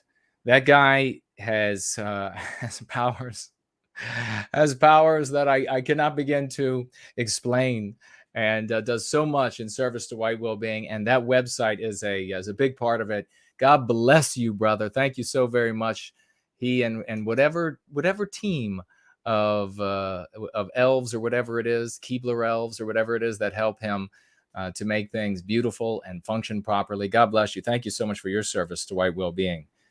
And big thank you to No White Guilt Clips for a video that he made. And I think I can share some of that with you because I can get that up on this browser. What is that one? What was that one called? Is it this one? I think it might be. Or not. not working.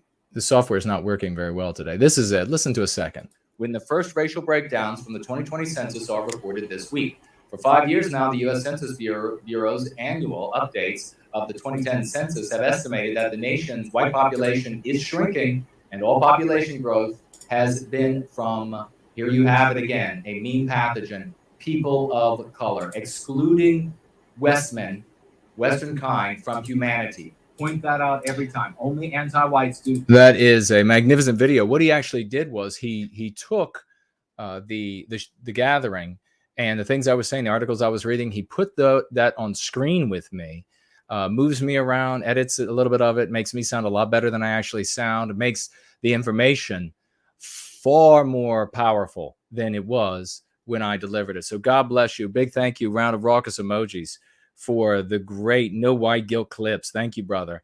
I also want to celebrate Raymond Foster, and we are, we have his sentencing approaching, and we're working on something for him that we will share with all of you.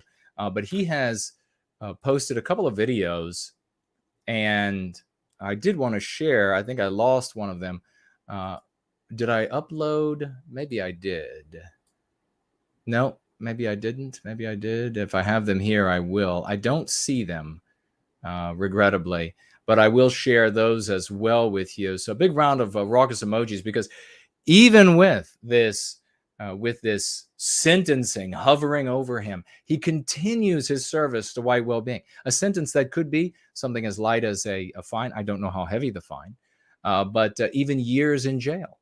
And so even with that before him, he continues to make powerful videos in service to white well-being. And we salute you, brother. God bless you. Thank you for everything you're doing. And we're going to do our very best to help you in your struggle with the anti-white judicial system in your country. So God bless you, and thank you so very much. The content creator that I want to share today in this gathering is one that I actually haven't seen in a while. I don't know if you all have seen him in a while, but it is Syrup. And of course, he is on Twitter, twitter.com/Syrup Goldstein. Syrup Goldstein. Twitter.com/Syrup Goldstein. If that doesn't work for anybody, let me know. And then I can make sure to try to get a URL that works for him. But that is one person who retweets a lot. I don't think he creates much content on his own, but he retweets a lot of other people's content. He's been quite active in the past, and so I wanted to share him with you all. We're going to jump on over to the mailbag, and we have one piece of mail today, and then we're going to be getting to some of these phone calls, ladies and gentlemen, right after a very brief musical interlude. But the wonderful Stephen has written back to us again. I mean, can you believe this? Can you believe this guy? How does he not have writer's cramp? And financially gifting $20, $20 US. God bless you. Thank you very much for that, good brother. He writes here merely this: no white guilt, Stephen. Indeed, brother, indeed. Thank you very much. It's always a joy opening the mailbox and seeing letters from you. Thank you so very much. That is the totality of the mailbag today. If you have sent me something and I have not shared it, and you have not told me or asked me to please don't share this, then it has not reached me. So let me know. I don't know. I'll keep an eye out for everything. I go back to the box regularly and take a look. So let me know. Reach out to me if you've sent something and I have not received it. If you have any questions of any type, please reach out with the time that we have remaining, about another half an hour max, and I will get to them to the best of my ability. Bass Guitar says, did you catch that clip where Jimmy Fallon was doing his monologue, mentioned that the number of whites has declined and received a raucous applause from the anti-white audience? Brother, I did, and I was sickened by it. That sort of thing, that sort of celebration that in these anti-white environment, these milieus, these anti-white milieus, has been common for many decades, and it has always sickened. And when I was much younger, it frightened me, because I thought, what kind of madness would so motivate these people that they would celebrate the white erasure of our people, that they would celebrate the erasure of any people from the civilization that they built. It's actually something for them of great pride and great joy. And they are inside the anti-white narrative. You could take this, brother, take that clip. And I don't know if you have a YouTube or one of these other platforms, and you can take that clip, and then you can put the lexicon, maybe just write it right over the screen. The kinds of things that I'm saying right here, that this is the anti-white narrative, that it celebrates white erasure. So all those times, all the way back when I was in junior high school, and I was saying, this is the outcome of that. Many of you have made the exact same argument to family members and coworkers and the like.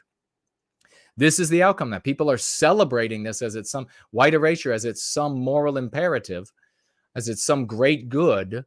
And there it is before you, right before your very eyes. You got a clip about it.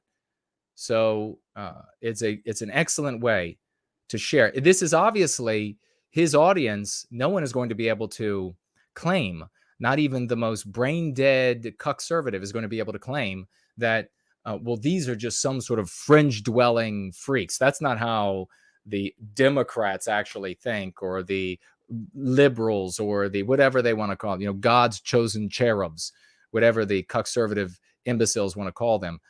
This is their norm. This is their base. This is the mainstream thought for them. And it is mainstream anti-white morality for everyone, because it is forced on all of us. It's foisted, appropriately said, on all of us. Absolutely disgusting. And all the more reason why, and should be a motivator to all of us to get busy spreading those 5 key concepts: anti-white, anti-whiteism, anti-white narrative, white erasure, and Western kind, to everyone we can as quickly as we can. If we can get a significant percentage of Western kind in each of our countries using those 5 concepts, we easily take back our destiny. Easily. Elaine Sabatino says, Lightwood sounds like a plan. I can only imagine. Now the canvas that you're working on is going to give you more opportunity to make your works even more beautiful than they have ever been. The great imminent rain is with us, ladies and gentlemen. Hello, brother. Promethean hails so hard. Trademark. Ghost Rider is with us. Hello. Misty is here. Hello, sweet sister. Art Acrobats. Saw you earlier. Rubber Dub Media. Welcome. Haven't seen you in a while. I got my great hoodie from Rubber Dub Media, didn't I? Thank you, brother. I really appreciate that. An American Chestnut Tree. Welcome to you. Great to see you. Any questions or comments, folks, make sure you get them in as the time ticks toward the end of this magnificent gathering. And I will refresh this screen, but you all will get your raucous emojis rolling and roaring for the one and only J.M. Johnson, who just financially gifted $75. 75 US dollars. God bless you, brother. Thank you so very much for your service to White Wellbeing. We're making a difference in the world, and you're seeing it in the world around you. You're seeing it in the lives of those who serve White Wellbeing, who come to the practice of going free. And it's possible because of folks like you. He writes, good job. Thank you, JM. We also keep those raucous emojis going for the one and only Mrs. Jess Horst, who just financially gifted 25 US dollars. She writes here, just wanting to say hello and show my support. Little heart emoji and a little flame, and says, hail our folk. NWG Kip. Kip indeed, sweet sister. Kip indeed. Folks, we have so many successes coming in. I can't keep up with them. We have people emailing. We have people writing private messages. We have people putting messages in the threads. It's one after the other. Personal, private messages where people say, please don't repeat this. And Sabata is here. Great to see you, brother. I cannot tell you, I wish I could just infect you with as much excitement, imbue you with as much excitement as I feel for our opportunity, for our chances to recapture our destiny, since we are already doing it in our own lives and the lives of those around us. and in the communities that we each frequent in our lives. The community at the gym, the community at your place of business, the community at the club you're in, the community at the hobby you have. American Zarathustra writes here, shared this with a lot of anti-critical race theory folks on some Facebook groups. This was in a thread under one of the videos that I made. Whites in that movement are absolutely primed for the white pill. Normie conservatives that got pushed off their recliners because their kids are meant to be indoctrinated by their local school districts. They are like a babe in the woods and absolutely love, all capitals, seeing a confident white man destroy the crypto leftists and infiltrators, he writes. Now, of course, this is Donald Kent, American Zarathustra, ladies and gentlemen. Sharing, a great guy, produces fantastic works in service to white well-being, a great guy. Sharing memes, he goes on, that are so 2016, but they are seeing them for the first time. I have a ball, frankly. Your video is going to separate the mice from the men. It's too bad more in our movement don't get in that arena to lead whites to white well-being. Indeed, brother, I agree. Folks, that's where we need to be. That's where we need to go. The people who are openly white sympathetic, they know about us. They'll come over. You know somebody personally, you want to save them, give it a go. None of their content creators, though. Let them just continue to do whatever they're going to do. Don't badger those folks. But otherwise, we need to get into these environments like a parlor and these kinds of environments, and we need to share the most shareable clips that all of our different masters or mavens of clip making have made.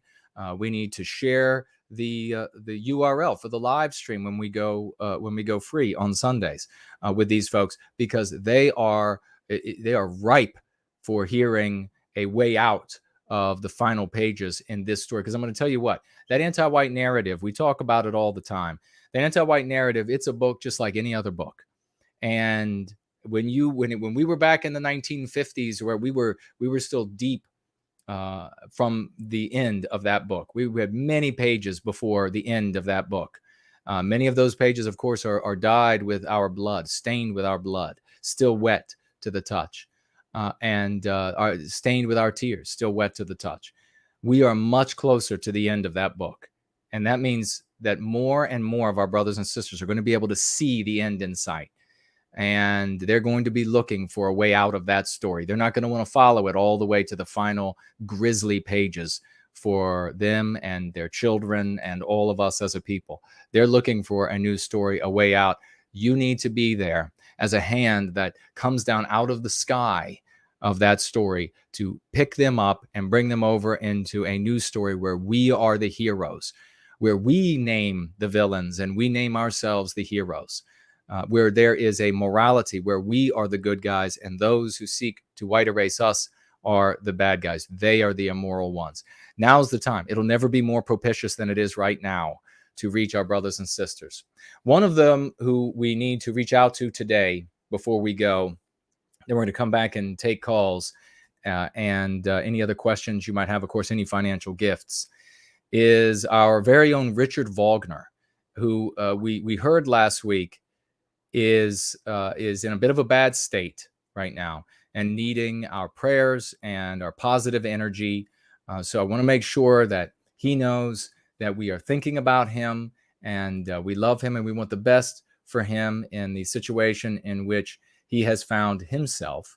And we hope that he comes out the other end in a way that that benefits him just gloriously and that enables him to continue to do magnificent things in service to his own biospirit, that spirit of Western civilization. And to honor him as we send those prayers and that positive energy, I would like to play his very own piece, at least one, maybe both of these, and it is right here.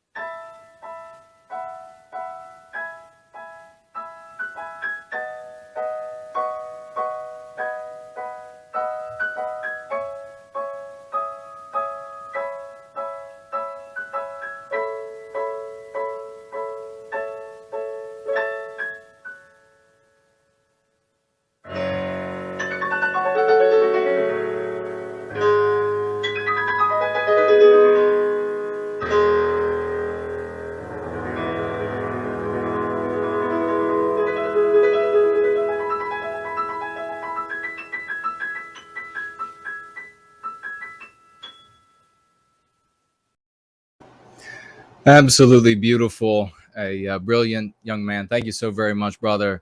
We're thinking about you, and we hope that everything is going to work out perfectly. Reptile writes here, the great Reptile, ladies and gentlemen, a brilliant gentleman. Every day, the white positive sphere grows. Our emerging heroes are forever bettering the future of our people and planet. God bless each and every one of you and all your contributions. I underscore and second everything Reptile wrote there. Love you, brother. Thank you so very much. We're going to go ahead and place a call over to Baldor. Get ready, brother. Here it comes.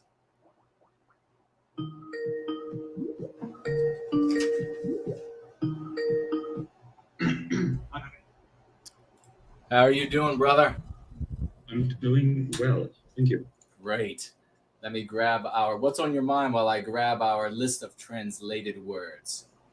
Well, first I want to say that since we are on the topic of the biospirit, it has been in circulation in the white sympathetic spheres. And sadly, it's being criticized. Yeah. I mean, the criticism is garbage. Did you know about this? Do you know who is taking the piss at it? Well, there are a lot of ant gnats who are going after biospirit. I've seen a lot of their videos and their comments. Is that what you're talking about, or are there others? Another one. I haven't. He has been on PWR. On PWR? Oh, you mean on their thread of PWR or in the live stream? No. He has been on the show. Oh, a person has been on PWR. A specific person. Mm-hmm. No, I don't know. Who was it? Morgoth. Morgoth. Mm-hmm. Really? Well, what did he say? He called it a turpentine. He prefers Faustian spirit. Now, obviously, that doesn't apply to everyone. He doesn't get it. I mean, if you're going to explain the differences of people, well, then Faustian spirit is completely useless. Right. Right. Well, and of course, it also. Let me first clarify. He called biospirit a turpentine. He said maybe something like it sounds like turpentine. Oh, I can find his Telegram message. Oh, okay. I mean, it's just if you don't get it, then too bad. Like, this may sound arrogant, but I picked it up in an instant. The moment I saw it written, biospirit and biospiritual incompatibility, etc. Just, I'm rather frustrated with people who don't get it at this point. Well, yeah, I agree. Let me tell you, I've been frustrated. It's been so many years of explaining this, and people who don't have an agenda, our ordinary brothers and sisters out there, when biospirit is explained to them, they immediately understand. It perfectly appeals to both sensibilities of those who are spiritual and those who are atheists, and they understand the biological aspect of it. It perfectly works in all of these different scenarios for the benefit of our people, and it does it in all peoples, and it does it in a positive way rather than a negative way. Faustian is liked by those in white sympathetic sphere and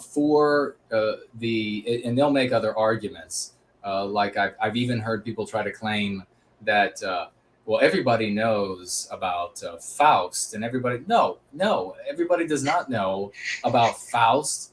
Everybody has not read Faust, everybody, this is nonsense. You're going to talk with far more white people in your life who have no idea what that is and what that means. And when they look it up, they'll discover the story about a deal with the devil and been getting this supernatural power over the course of your life as a deal with the devil, in which you give the devil your soul, and then at the very end, the devil comes to collect the soul and defenestrates you, throws you through the window.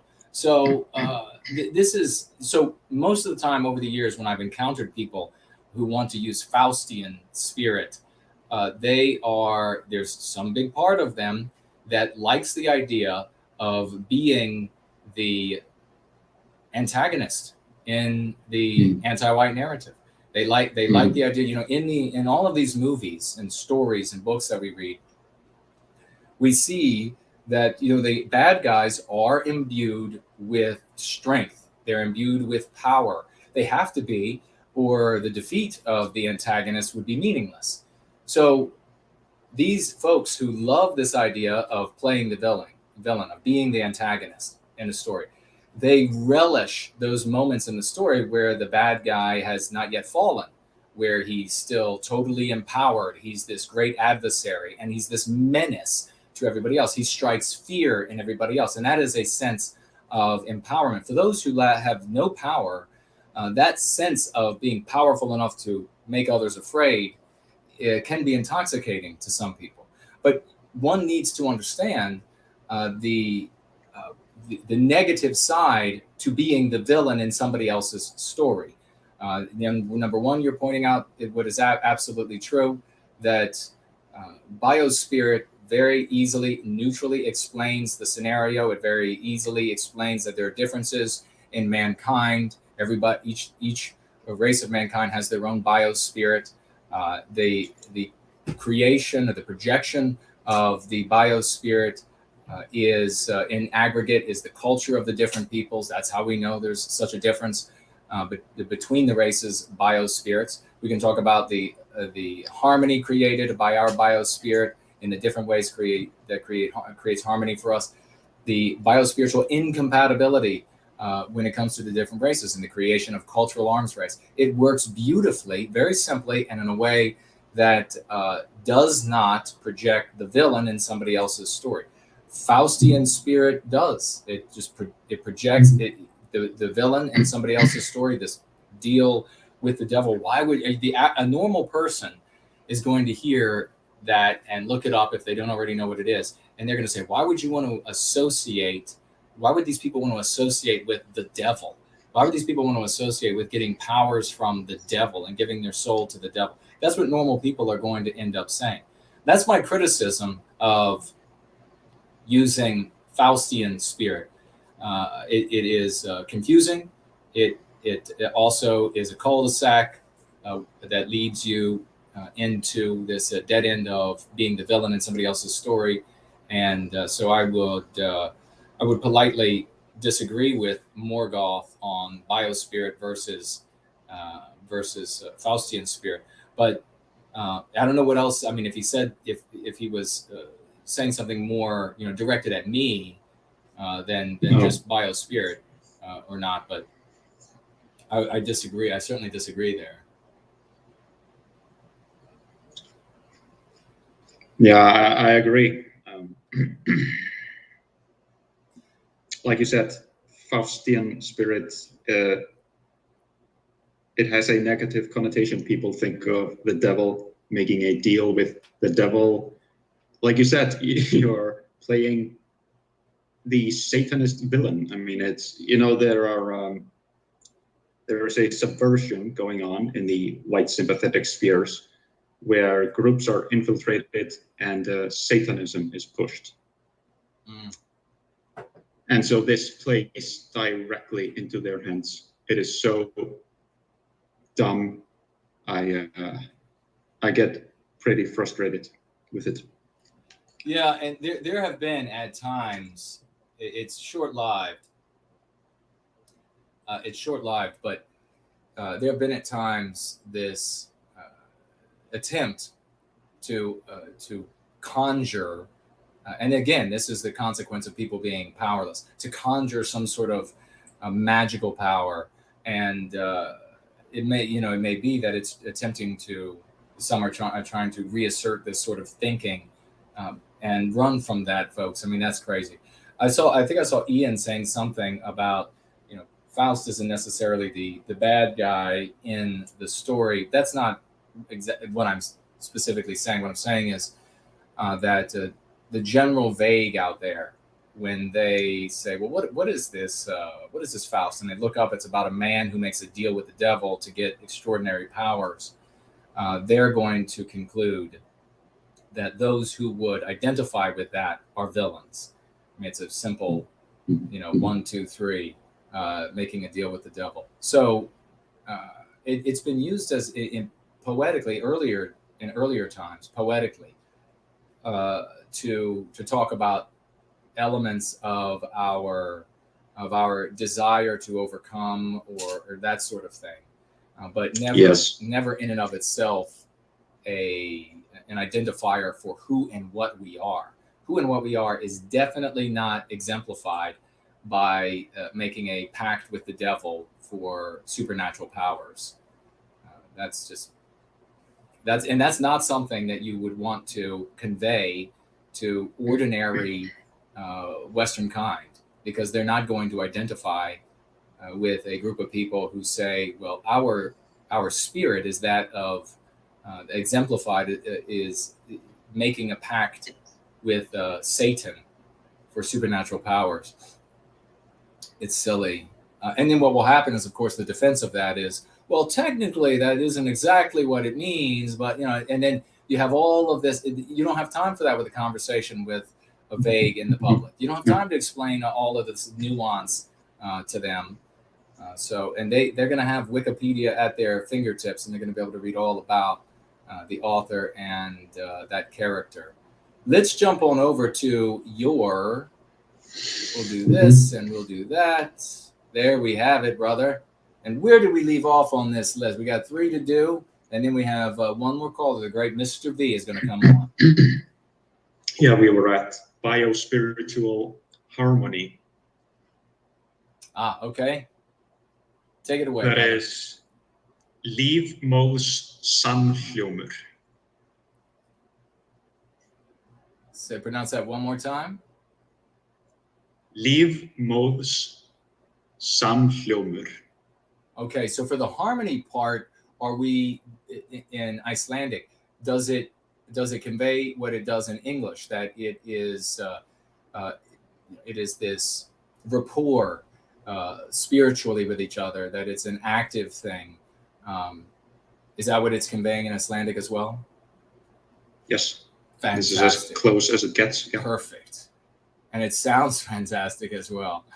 That is awesome. All right, what's next, brother? Biospiritual incompatibility. This is a very important one. Mm-hmm. I use this every single time with an Icelander, explaining the differences every single time. You have to understand, Iceland is more than 95% white.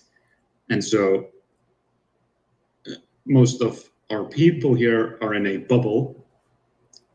But this one concept destroys the bubble.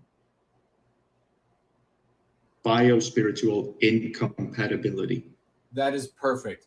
That is absolute, folks. I want to just bring your minds back to last week when Baldur was talking about the fact that in Iceland, they have very few non-white people. And so the mean pathogen that every race is exactly the exact same. Of course, we know that it's all exact same, except that non-white people are better at everything.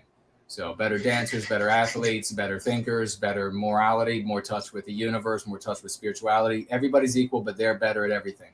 So he's saying here, think about this, how important this is, because he can then explain to our brothers and sisters in Iceland that there is an incompatibility that is beyond something that we can fix with any superficial meddling. So please go tell us the translation for that. It's lífmóðs ósamrýmanleiki. Wow. One more time, nice and slow. Líf móðs ósamrýmanleiki. Wow. And how does this land on our brothers and sisters there?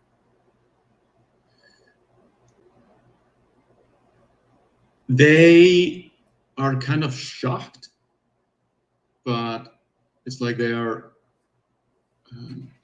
when your worldview is kind of shattered, I bet, I mean, you've noticed this 100 times, 1,000 times when you're talking to vagues and you see the cognitive dissonance in their face, right? Right. It's kind of that way. They're like, but you see, this is the beauty of the lexicon. When you're arguing with vagues and you point out that they have a cognitive dissonance, they get offended. They get angry with you. Right. And they will actually double down on their anti-white position. But with the lexicon, you just imply it. You plant the seed and you notice the cognitive dissonance, but they are not offended. And this is the true beauty of your work, Jason. That, brother, thank you so much for pointing that out. That's the actual use, folks, that Baldur is talking about, that we are not eliciting from them these triggers, these responses that can be triggered when you stay within the anti-white narrative and you speak the way that you have been taught to speak by anti-whites. So this is what is so important when we're having these conversations. It's so important because this is how, first of all, as Baldur just said, it catches and they don't reject it. And then they are able to use it in their lives once it catches in them. Brilliant. Thank you so much for saying that, brother. All right, where are we going next? Our final of today. Biospiritual reflection. I also use this one a lot because this MP, this one is very universal in our countries, that culture just kind of grows on trees. Yeah. Right. But when I use this concept, biospiritual reflection, and how a culture is just the reflection of the biospirit, you destroy this meme pathogen. I use this one all the time as well. And so that is lífmóðs Perfect. One more time, brother. Lífmóðs. Beautiful. And you just heard, folks, exactly how Baldur explained to you how he uses it, and it's very successful. You can use it in the exact same way. When you get down into these conversations, that it's the nitty gritty, and people are leaning our direction. They want to know what is it that's going on. I mean, what are the differences, and how do they manifest? And this is how you take them out of that anti-white narrative, where you can be the bad guy if you decide to be Faustian, but you can take them into our story and be the good guy. And yes, I know there aren't any big budget Hollywood movies that have had folks like us as the villain and all powerful, living in a great, I don't know, dark tower or something somewhere, just waiting to be overthrown. But this is how we're going to recapture our destiny.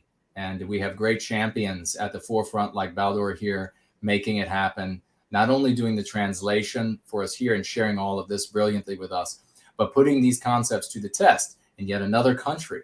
One of our, and it's an excellent too testing place because the demographics are so different there than in many of our other countries. So you're seeing that it's even working in a place like Iceland.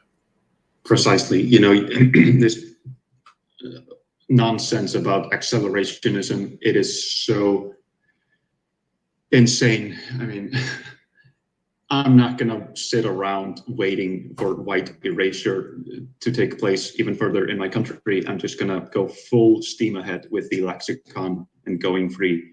Nothing else works. I have studied other countries, and I was always searching for something to apply here. Nothing worked except this. So God bless that's my you take. for that. God bless you for that testimonial, brother. You are the absolute best. Thank you for all of your service to White Wellbeing. That country, Thank you. that country's going to end up getting saved because of you, brother. And we're going to make sure that that statue reaches through the clouds. Any final thoughts? And then we'll let you go till next week.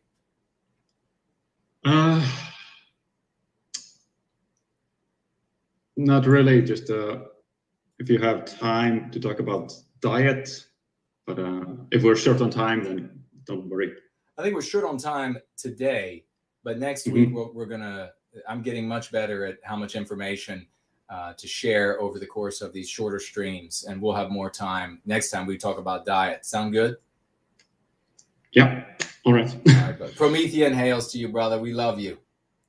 Promethean hails. Bye-bye. Bye-bye. What a champion, folks. We're going to call Mr. V next for a short call with him.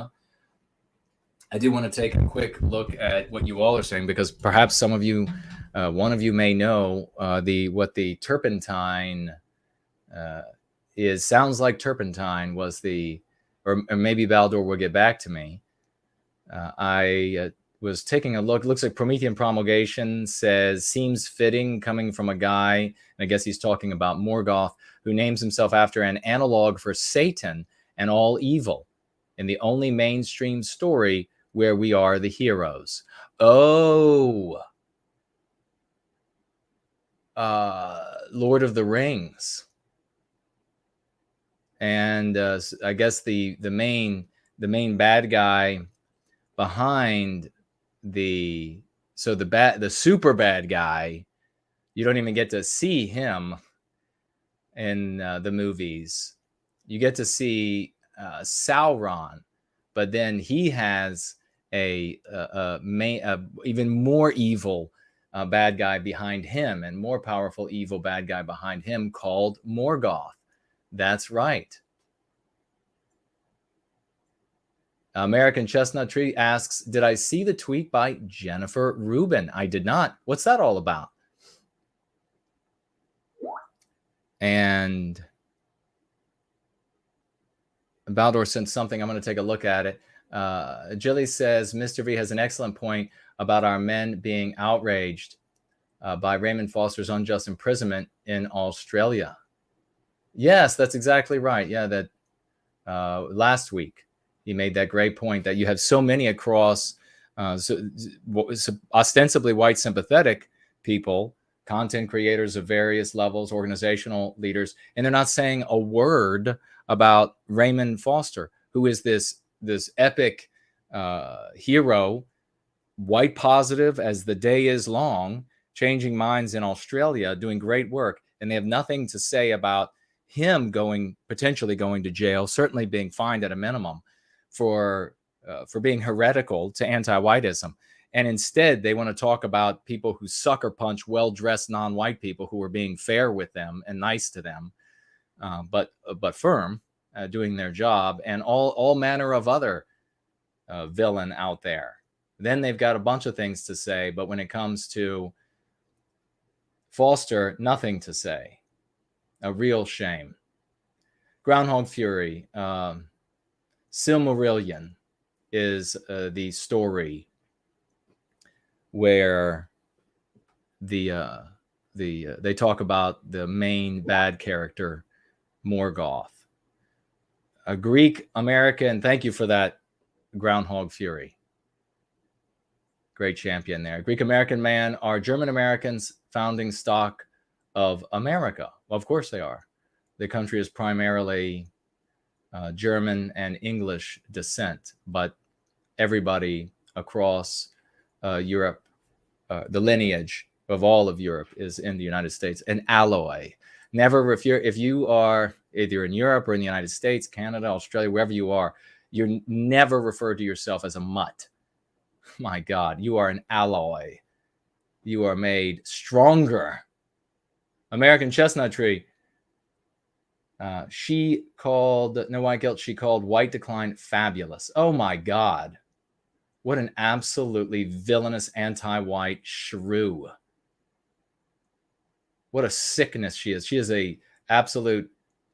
she's suffering from the sickness of anti-whiteism. Mr. Foukers is trying to figure out turpentine.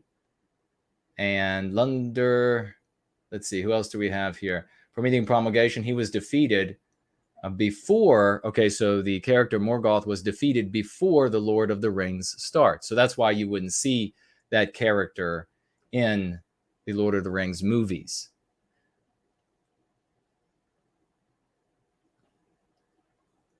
Masumi Rabbit says, I was in some of Morgoth's comments section. Noticed that Morgoth was almost exclusively pushing the wait for the collapse thing. No mention of going free when asked what to do in real life. Morgoth is saying wait for the collapse.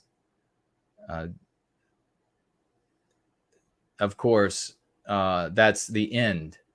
There's not going to be I think it's fanciful to assume that there's going to be a collapse that then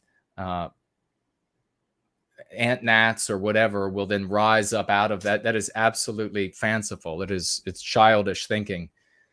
There's not going to be, you will be long gone. There's not going to be a collapse, and the incremental, what some might define as a collapse, the incremental deterioration of Western civilization is going to be visited upon you in things like persecution, prosecution, no medical health care for you, blood loss, and murders that are called robberies that go wrong, and no criminal investigations. All of that will happen. There'll be white people will obey order and obey authority all the way, because it's in our nature, all the way to the point that there is no recapturing our destiny. They will do that unless they are empowered with a story in which we are the good guys.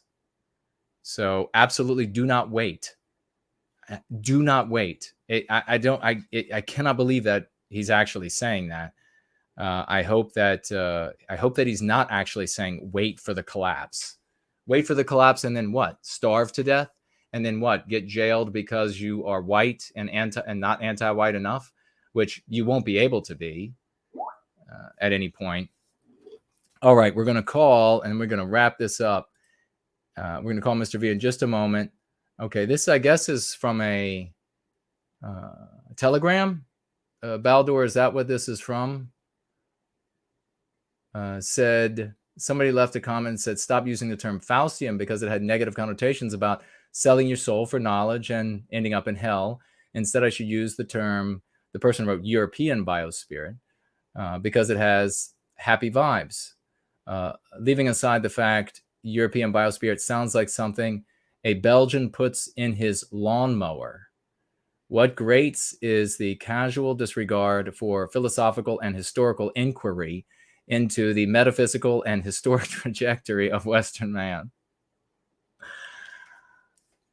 Because what we need is more regard for philosophical and historical inquiry into the metaphysical and historic trajectory of Western man. That's what we don't have enough of that. We haven't had enough of that. I don't know how long, with genuine respect to Morgoth, I don't know how long he's been in the white sympathetic sphere. I've been in 3 decades, and I have had it up to here with the useless philosophical, historical, metaphysical, historic trajectory inquiry. And I've said at many a meeting and many a conference and many an after party and many after party that while you all sit around talking about how and demonstrating how smart you are to each other, how much you've read to each other, anti-whites are across town talking about slitting our throats and how they're going to accomplish that. Literally in some cases, but in most cases in a much slower pace, and nonetheless achieving the same white erasure. So we've been doing that with people who are far more intelligent and far more educated than people today. I'm sorry, it's not an insult to anybody, but this was, earlier in our country's histories, there was much more weight put on education. And so people were just a lot more educated. And so you can go back and you can listen to and read, the recordings and read the writings of these people and get blown away by their insights and what they have combed through philosophers, treaties and books of legend and historical inquiry, and you will find some profound insights. And yet, look at where we are today. So this, I don't know if Morgoth is aware that biospirit comes from the practice of going free when he insults it by saying it sounds like something a Belgian puts in his lawnmower. I don't know if the European biospirit sounds like something. Why only a Belgian and why lawnmowers? And I don't understand if that's an attempt at a joke. And maybe it's really funny in his circles. I don't know. A character such as Ahab, who was a bit, okay, can't represent European, no. Have to identify superficial spin as a pretty blonde girl's wearing braids. Is this the European biospirit? I can and have spoken for hours at length on the Faustian spirit because it has substance and depth. It does indeed. So he's personally invested in it. So I would say just, let Morgoth, don't badger Morgoth. Let him do, whatever he's going to do. He's invested a lot of time in these studies, and he uses Faustian spirit. And it's true that this is Morgoth is the represents absolute purest evil in that story, that name. So, I mean, take from that whatever you want. And that I would imagine that it has something not to do with Morgoth's actual morality. I'm sure he would be the most morally upstanding. If he saw somebody fall, he wouldn't care if it was a non-white person. He would go help them. If a non-white woman dropped her groceries, I'm sure he would help her pick up her groceries. I'm sure he's a moral guy, but this is a sense of power that is an illusion that he's appealing to, in my opinion, and ultimately won't bring people, and perhaps won't bring the ordinary Westman to our struggle. And perhaps the acknowledgement of that is when he says, "Don't do anything, just wait for the collapse." I don't know. We'd have to hear more from him. I'm going to go ahead and imagine that he doesn't mean a personal insult to me, that he doesn't know where biospirit comes from. He said, what actually is the European biospirit? I can and have spoken for hours. Yeah, he goes on there. And I don't know, was that the end of what you had, or was there more about it, brother? Yeah, just let him go ahead and badger him with biospirit, or content creators and organizational leaders. Just let them do their thing. And oh, wait a second. Looks like he does right here.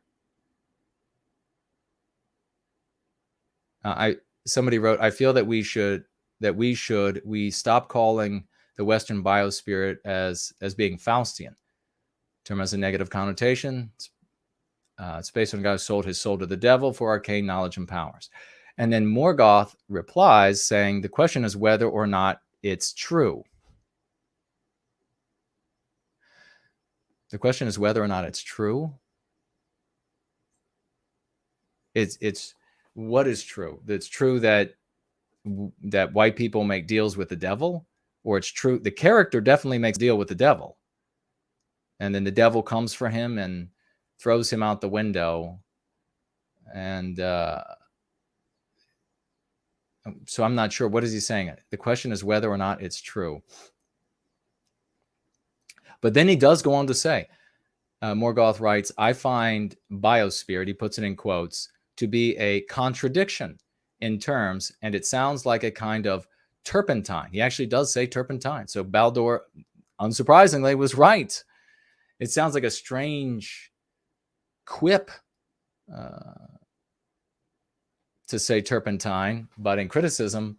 But All right. And he says it sounds like a contradiction. Well, that is actually the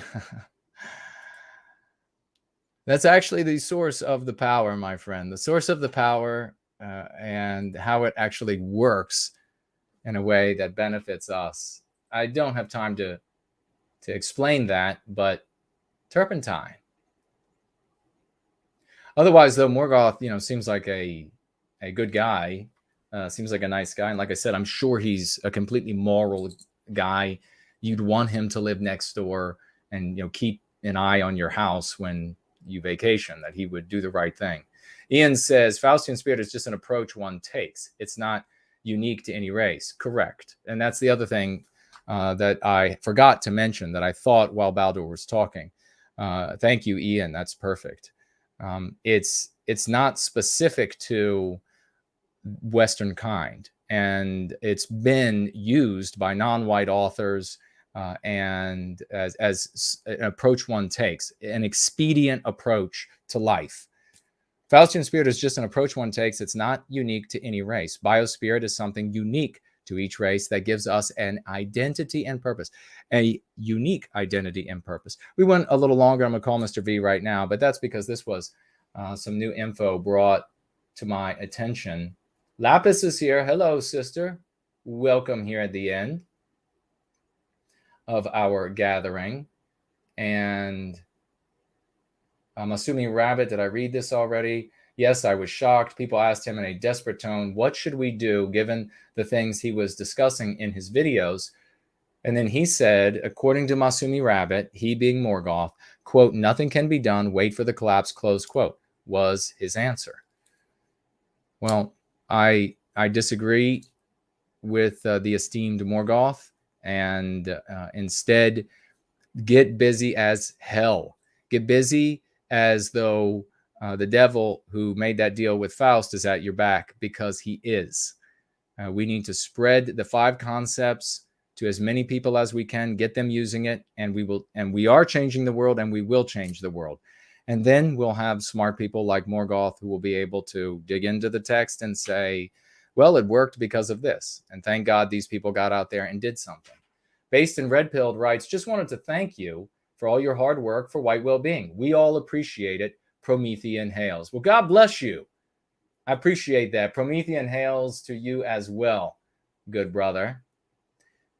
Hallandier says, alloy. That's a great word. It is indeed. If you have several white ethnicities coursing through your veins, you are an alloy, my friend. You are stronger than you were before.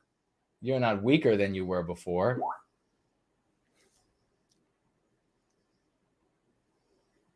All right, we're going to make the call right now, and we'll see. I think Baldur sent another message. Mr. V, get ready, brother, because the call is coming to you.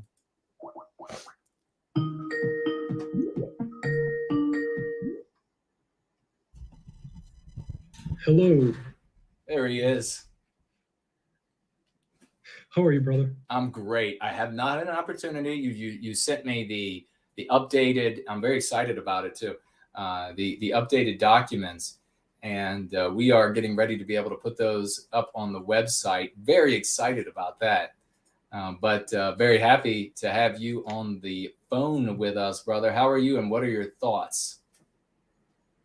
Well, thank you, brother. I appreciate it. I'm well. I really appreciate your patience, and I know it took a while. I appreciate you waiting for me to update it.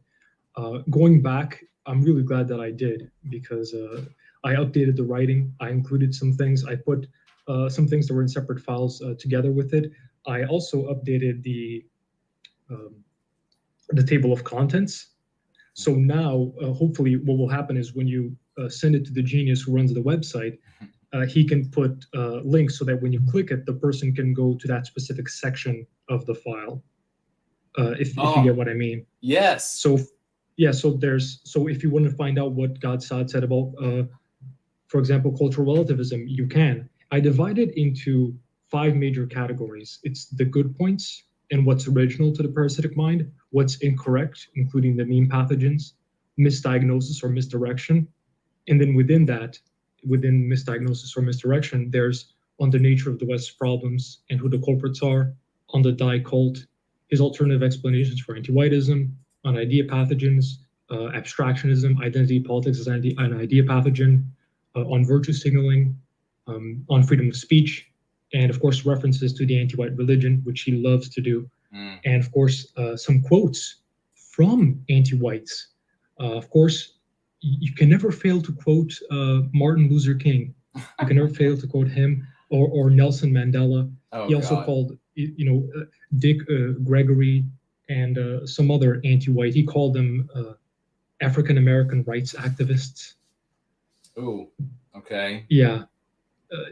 And of course, there's also the proposed solutions, and then that breaks down into satire, inoculation and reason, nomological networks of cumulative evidence, activate your inner honey badger, and how to fix our universities. And then there's additional notes, which is about him, quotations to accompany his slander, comparing the language, and then some predictions for the future based on the book, What I See Coming, and then possible counters to anti-white misdirection. So if you open that, brother, you'll kind of see what I mean. You don't have to open it now, but I'm very excited, and I look forward to you reading it. And anything that you need an update on, anything you want to rewrite on, please let me know. And I'm very excited to update that. And I can't wait to start sharing it with others as well. I want to make this into a part of the website where you clearly have become an expert on Gad Saad and his parasitical mind. And that's how I want to really present it on the website, so that people who are looking, there are going to be many of our brothers and sisters out there, vagues out there, who are going to have heard about Gad Saad, and they're going to be regrettably coming to us after they have already gone through his abstractionism. This has to be posted in a way on the website that it is a persuasive case. And you have made the case to us brilliantly. And so I want to do you justice by having this up on the website. And what we'll do is we'll go back and forth with you to make sure that it really rings true to your vision and the work that you have invested to combat this anti-white and everything they're doing to steer our people, to thieve from them many millions of dollars ultimately in the end, and steer our people down another dead-end alley, which, given the 2030 timeframe, could be the last dead-end alley for our people if we don't get to them with Going Free, the lexicon, and the dialectics at a minimum. So this is really going to be something. And you're right, the genius that works on the website is going to get it up there and make it look as powerful and as persuasive as we can. We've got some big ideas for the website, and this is going to be another significant point. It's not going to be like some sort of backwater thing on the website, but because of the importance of it, and you clearly have recognized the importance of this. We've talked about it when you've called, but the fact that this is exactly how the anti-whites have steered us down these dead-end alleys of abstractionism time and time again.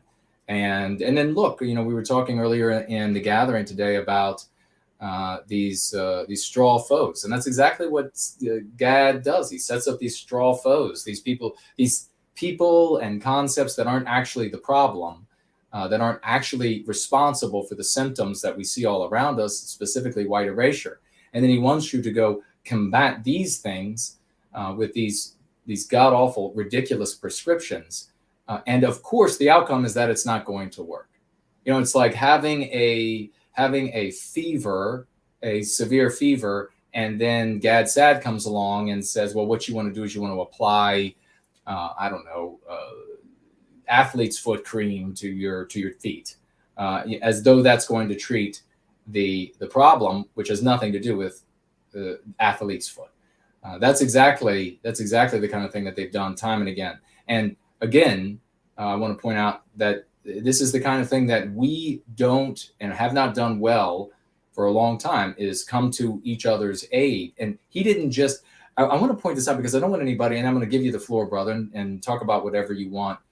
But Mr. V, folks, did not just stand up for us. He didn't just get into a post somewhere or onto a thread somewhere, onto a live stream and say, oh, I disagree and you're a jerk or whatever.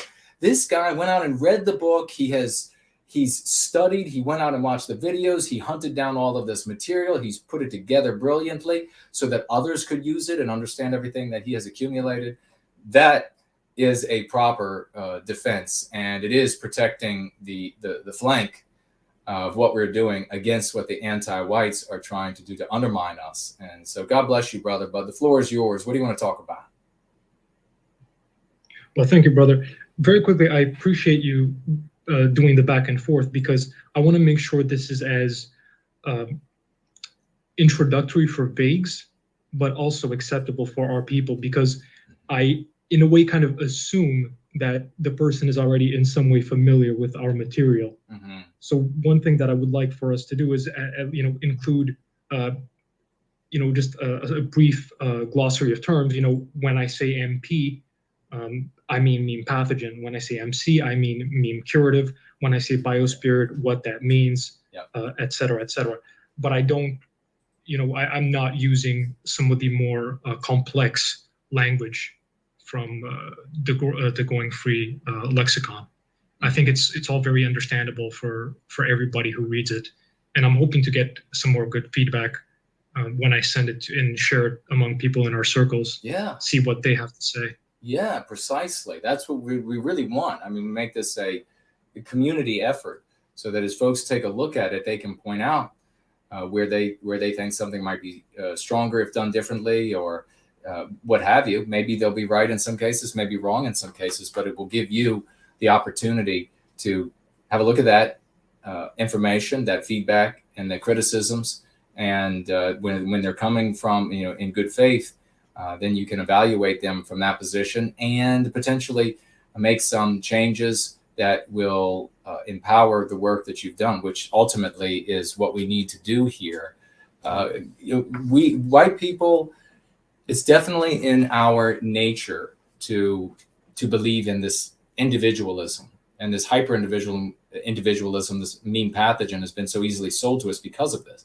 And we think that one person is going to just do it all, that one person is just going to get out there and do everything. But that is not how reality works. The anti-whites have so much success because they get together and they have a group mind, a hive mind, and they submit themselves to what's working best for their objective. That's exactly how we have to be. That's why I talk so much about us standing shoulder to shoulder, so that everybody realizes, and we just have to accept that Westmen, when they come along, there's going to be a period where, when they're new, they just want to sit on the bench and watch somebody else win the game for us or play the game for us. But that's why we have to continually reiterate, there isn't one person, there isn't some star, there isn't a rostrum where all the spotlights are on. We are all side by side, shoulder to shoulder. That's how we're going to get there. That's why in this video that I produced about the joke about finding level that I made for this introductory video of 2021, at the end of it, I wrote, none of us can walk on water. We're all human, but together we can walk through fire. And I firmly believe that. And that's exactly how we're going to recapture our destiny. So I appreciate that, brother. Any other thoughts before we let you go for this time and then hear back from you next week? Well, one thing I'd say is a true learner's approach is anti-fragile. The inability to take criticism is actually a curse. Criticism is great. You want that feedback. It's only going to improve you. So I don't have any ego investment in this. Anyone who can help me improve this, that's a great service. So I'm really looking forward to everybody's feedback. One thing I would say as well, brother, I found out recently that the Prime Minister of Romania recommended Saad's book on a podcast. You're kidding. Yep, he did. I have the link. Let me send it to you. And then, of course, I translated the part where he's talking about book recommendations. He didn't just recommend Saad's. He recommended other books as well. Oh, my God. That is Let me send you the link. that is so infuriating. Oh yes, yeah, it infuriated me as well, brother. Yes. This absolutely degenerate, fat, lying, anti-white SOB is getting his book that has come along how long? So many years after I was even on Amazon, years and years before his book. And it's his book that's being recommended by a head of state? Jesus. That it's infuriating. The good part and that we can take from this is if he's reading The Parasitic Mind, there's no reason why he shouldn't be reading Go Free. There's no reason why he can't find out about it and why he can't read it and why he can't have someone turn to him and say, The Parasitic Mind, what, that crap? Yeah. You should read Go Free. Yeah, it came out first. It's actually saved lives and improved lives, and it's still doing that. We need to get to the if somebody who has a connection. We must have someone in the white positive sphere who has a connection and can reach out, or who knows how to reach out, knows where to reach out.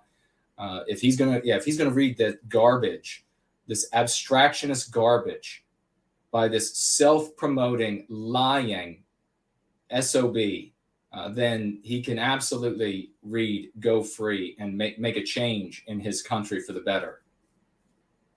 My God, that really sickens the hell out of me. Yeah, we have to turn that around. Every head of state, everyone should be reading Go Free. And when it comes to the white sympathetic sphere, I keep hearing the same critiques, and I encourage people to interact with people in the white sympathetic sphere, mainly one-on-one. If you can get on a call with them, that's the best, because you will understand how they think, right? And you'll be better prepared to shut down any kind of criticism. And you'll have people who don't get it, right? Just, they don't really specialize in language, and they're going by what people are saying. In those screenshots that I sent you before from Telegram, there was that part from Morgoth about biospirit sounding like something that you put in a lawnmower. And then I saw someone else in a chat say that. Really, so they repeated it. You're repeating it, yeah. So they pick it up, right? And the thing is, they reject biospirit, but then people are more than willing to go to these German terms. Right. It's how could you not understand what biospirit is? And then you explain it to them. Hey, listen, but biospirit serves a very unique function. You can say biospiritual harmony, biospiritual disharmony, biospiritual projection, biospiritual expression. It describes the interaction between different biospirits and different states of our people's biospirit in a way that you cannot do with folk soul or racial soul or any of these other terms. Yes. It's very useful. And then you also explain to them, hey, we need a language that works across all of our people's languages, all of our ethnicities. But then, they just keep coming up with worse and worse excuses for not taking it up. And then eventually it ends up at something like, oh, but this is divisive. Oh, but this is just about marketing. Oh, but this is, right. This is just about, having a new hot take, because they're so embedded in that old white sympathetic sphere of way of doing things, where that's what people care about is, their hot takes and their stupid little terms. Yeah. They don't understand that these are not neologisms. This is a racial language in the making. And then you explain to them, hey, anti-whites have a language. How could you possibly counter our language? And then, of course, they'll say things like, oh, but this isn't the language of the plain man. Hate hoax, hush crime, white well-being, no white guilt. That isn't the language of the common man. The common man doesn't understand those terms. Anti-white, anti-whiteism. Are you kidding me? Yeah. So at the end of the day, it just really a lot of times boils down, and it's unfortunate, I hate having to say this, but the sad truth is it boils down to them not liking you, brother, or not liking us as a community. Yeah. Because they don't know what the hell is going on. Yeah. They're just getting what they've heard from others, from the other content creators or other leaders. Right. You're absolutely right. And I do remember now that you did mention this, and you mentioned so many things and you did mention this thing about as something to be put into a lawnmower before, and it just completely slipped me after that. But you're right. And then now you're telling me that people are repeating that. But you're absolutely right. It does come down to really a lot of jealousy, because we are having an actual effect. We are changing our society across Western civilization, all the way around planet Earth. And these old endeavors, these wizened endeavors, these desiccated efforts, they've invested so much of their identity and so much of their time in that it is for them. They don't want to give up. And I thought that was a fly. It's actually a ladybug that's just flying around. Yeah, and as you say, as you were pointing out, brother, biospirit is not something that I came up with and then I said a minute afterward, oh, I'm just going to tell everybody to use biospirit. Biospirit is years and years in the making, subjected to the scientific method, and it works everywhere. It works for people who are religious. It works for people who are atheists. None of them have a problem with it. Nobody sees it as evil. The only people who are having a problem with it are those who want to continue with what they've been failing with all along, and regrettably, ending up with the admonition of, well, just wait until it all collapses. We'll just doom document until it all falls down. Well, you'll be doom documenting. I know old timers. I've seen them pass. Several have passed recently, as a matter of fact, that doom documented their whole lives. And they funded newspapers and they read newspapers that our people created, the equivalent of websites and podcasts and live streams today, for decade after decade of doom documenting. And I watched with my own eyes them go down into their graves, and no big collapse, no opportunity at some point in the future to somehow magically take it all back. It's a fool's fancy. And I understand where it comes from, because people are desperate. And but when you see something working around you, the guy I was giving the analogy earlier of you that straw floats, and when you're drowning, you reach for that piece of straw because you think that's going to keep you afloat. But of course, that piece of straw isn't going to do it. When you see that every piece of straw you grab just sinks underwater with your grasp, but there are others out there who have a hold of these orange life preservers, and they're grabbing them and they can stay afloat. To refuse to take the life preserver, you really have to hate the maker of the life preserver. All the folks who are busily, all of us who are busily whittling away, we will be the reason that Western kind recaptures our destiny. And it will be despite the efforts of many folks out there who claim to care about Western kind and our well-being, but resented, we're jealous, envious, whatever it is, and then end up engendering these copycats who go out there and repeat the same statements. Oh, it sounds like something that is something a Belgian person would put into a lawnmower. I'm sure that was on the spot, didn't actually think about that before he said it. But thank you so much for identifying that early. I guess when did that first happen? And is there anything else you want to add to wrap up? That happened a few weeks ago. I'm not sure the exact date, because the image that I sent you was Eric Stryker forwarding the message from Morgoth, and then Eric Stryker and someone else commented on it. And of course, it's unfortunate. It's really unfortunate, because the one time I heard Eric Stryker start to win is in a debate when he used the term anti-white narrative. So it's so unfortunate. Why does it have to be like this? Why can we not accept that everyone has their place and be glad that there's language experts? Those people that they're not, that they love talking about like every single day on, the TRS network, talking about puppies every single day. Those people would never shame, disavow, hate, slander their language experts. No. Never. And what we're doing here, that's the other misconception. It's not just language. It's aligning with the archetype of Western kind. Yeah. And if you want something, if people want to use Faustian, use Promethean. Promethean is so much better. First of all, it sounds better. Yes. It's a much better word. Everyone recognizes it as a beautiful word. Mm-hmm. People who teach language recognize Promethean as a beautiful word.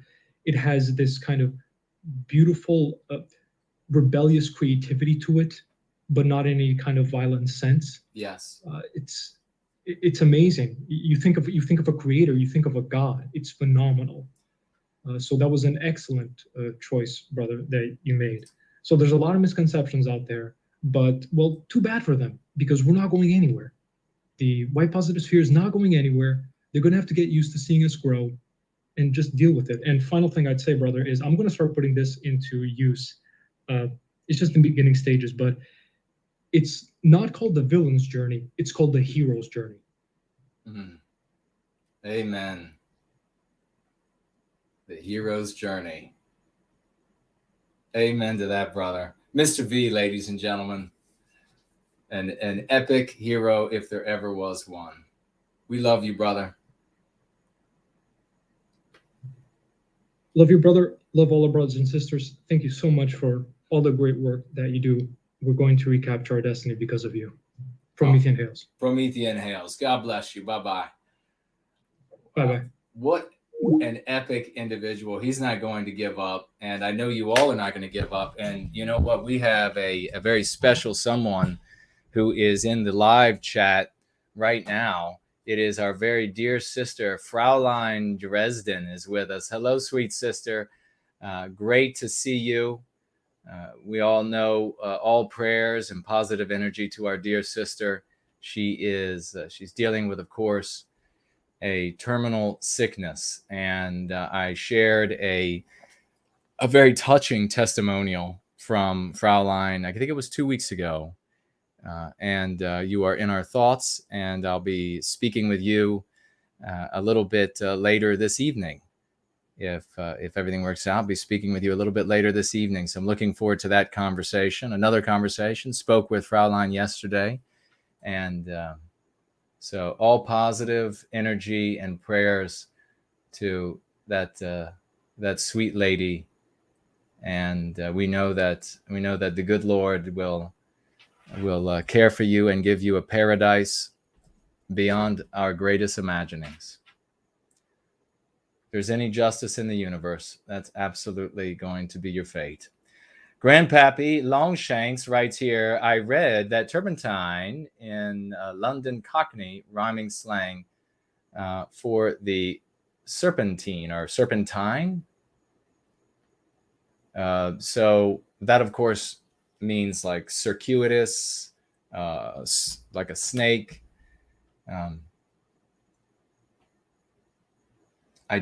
What would that mean? That it's that he's saying that it's like a snake, that it's like a serpent, and of course a serpent is traditionally associated with evil. That would be curious. It would be curious to be adopting a position that is associated with making a deal with the devil, and then to say that someone else is serpent-like, someone else's concept. Nancy Drew is with us. Hello, sister. And realize, well, folks, we have gone longer than we intended, but that's okay.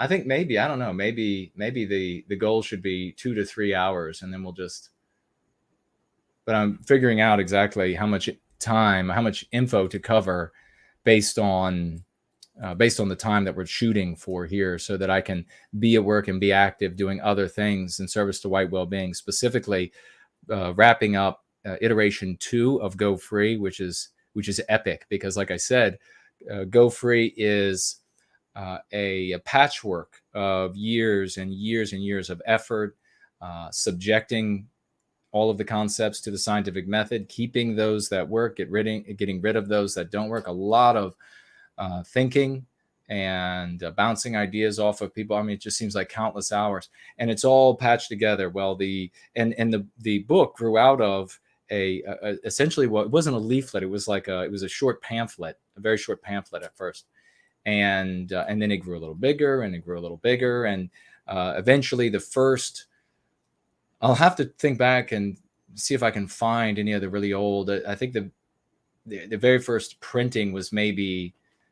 Oh God, what would I have done? Maybe 25, maybe 50. I can't remember exactly. Copies, like the mass, and then handed those out at meetings, and like everybody was giving out literature, and then it just slowly grew from that, and it was really just a patchwork of all of these things. Well, now it's going to be a much more coherent whole, and to that we will add more. Moving forward. I'm very excited about that. We have the great Joseph financially gifting $5. Thank you, brother. And he wrote here, this is, he's quoting Morgoth. I guess it says, Morgoth, somebody left a comment under my new video on Captain Ahab. That's what we read a moment ago, where he said that the person said, stop using Faustian, or was requesting that of him because of negative connotations about selling your soul for knowledge and ending up in hell.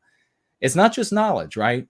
I mean, Goethe is, I mean, that's the other thing that, you know, people saying no one's going to understand bio and spirit, but they've all read Goethe. No, they haven't. I mean, for God's sake. But he actually has, the character actually comes away with powers. Everything he does in this artistic sphere it just goes successful far and wide. But so it's not just knowledge, but yeah. So thank you so much for that, Joseph. Joseph, also another $5 financial gift. Thank you, dear brother. He says, I first saw Morgoth's comment July 30th in Telegram. So apparently this has taken place on Telegram, and maybe there's some sort of crossover, it sounds like, with Joey Jordan, which we know is such a big fan of mine. I mean, the guy's thinking about me all the time and how wonderful I am, and how many ways that he just counts that I am a fantastic fellow. We know that's what he's up to with his spare time. So there might be some crossover there, and where they are buddies. And so, but I haven't seen Morgoth or heard of Morgoth specifically, like Joey, saying something negative about me. Maybe he knows that biospirit comes from the practice of going free, and therefore he knows that it's a concept that he slanders that is of us and the work we're doing. That would be unfortunate. I hope that's not the case. I hope he thinks that it's coming out of nowhere. Promethean Promulgation wrote, how do you avoid appearing like a villain when training crows? How do you avoid appearing like a villain when training crows? What do you mean by crows? I'm not quite sure, brother. We're about to head out. Tag me quickly, and I will speak to it. But it's been great being with you all again. I have to tell you, Bertie Bassett is here, Bryce is here, and you know it's a good day when Fraulein Dresden shows up. Always wonderful to see that sweet lady. And who else did I see? I think I saw Heidi was here. And we see fans of, thank you, Ray, fans of Joey Jordan showing up and trying to slander me, which is so absurd. So absurd. But the great Raymond Van Buskirk coming through and taking care of the issues. What a joke. If you are a big supporter of some of these other endeavors, well, just go make them work. Why come after the work that we're doing that's working for White Wellbeing, changing the lives of children? We've shown works that children have written. We have shown things that parents have been able to do as a consequence of going free with their children. We've shared all of that. We've shared countless testimonials. I could just go on and on and on. So you see the success we're having in service to white well-being. You show up to slander us because we are not, we're not participating in these old endeavors, these antiquated endeavors. Just go do your thing. If you can make that Model T Ford outpace the new Ferrari 488, well, then just GTB, then just go make it happen. You don't come over here and slander us. Just go do your thing. Just go succeed. And we'll see what happens. I mean, I have people from that organization and from other organizations write me in private, in secret, telling me that, my gosh, exactly everything you say. And I won't go into the details, but people who are afraid of losing their livelihood, losing their ability to protect their children, pay for their health insurance, which of course we talked about earlier today, that is in danger. They're worried about these things. They're being asked to do things that I will give these folks the benefit of the doubt. They think these things are going to work, but ultimately it's just going to end up harming the people who end up participating and getting doxxed, rather than them being able to do something that will enable them to keep their jobs and have an effect at the same time, a big effect for white well-being. Why would you want them to do anything else? Why would you want to do anything else with their lives? I guess you have a lot of people in this world who are not fit for leadership because they don't care about the people they have to lead. And that's one of the biggest signs of leadership. Do you care about the lives of the folks you have to lead? And their lives include the lives of their spouses, the lives of their children, the lives of their parents, includes everyone who cares about them and who need them, either for material support or just because they need them in their life for the love that they bring. Nobody wants to see somebody go to some sort of unnecessary event and end up in jail for the next 20 years or shot dead or maimed. Nobody wants to see that. No sane person. So we want these people to succeed, have wonderful lives. And we need to recognize, I think also, that we have to stop playing when it comes to the white sympathetic sphere, not us in particular. We're adults in the room. We are moving forward and doing the things that have to be done, making the changes in the world. We're doing the yeoman's work. There are many in the white sympathetic sphere who are really at play, and they watch movies and then they identify with the bad guys in the movies because they hate the regime, and their focus is elsewhere than on the love of our people. And they think that there's going to be some sort of a big revolution, and that white people are going to take to the streets, and then when they are argued to the point of, well, it can't happen, then the way things are today and the direction we're going, well, then they start talking about collapses, and then the regime in this new imaginary world, the anti-whites don't have power anymore because everything has fallen. And then out of that, let me tell you what, none of you want societal collapse. None of you want societal collapse. It is hell on earth. It is beyond the worst thing that you can imagine. If you are out there claiming that you want societal collapse, or you want because you believe that it'll be an opportunity, or you believe, first of all, it's not going to be an opportunity. I've talked about this many times before. If we go into a state of societal collapse without going free, we're going to be just like we are in South Africa, where there is no moral ground on which to stand. And so people continue to surrender their rights, their identity, their country, everything they've built, everything they've worked for. All of the old arguments, the PSYOP arguments, work on them. You're not going to be able to build something out of that. Do you think a new flag, or do you, a new 19-point party declaration or something like that is going to bring people together? That's not what makes a people, for God's sake. That is juvenile. and again, I understand where it's coming from. It's desperate people in desperate times, and they're scared, and I can see the child in them. And I don't mean that in a mean way, but I can see the child in them, the panic in them, the desperation in them. I can see it in the statements they make, in the hope that they have that somehow something could be better if there were just a political movement. Impossible. If there was just a collapse, deadly beyond your reckoning. And so these are just coming from a place of fear and puerility, of childish thoughts, childish thinking. And so I sympathize. I feel bad for them, actually. And I'm not saying that in a condescending way. Very often, I'll get angry at times. You all have seen me angry with these people, but I always come back to this resting place, or this I guess normal place where I'm just feeling bad for them, because the same way that I would feel bad for like an abused animal shaking in a cage.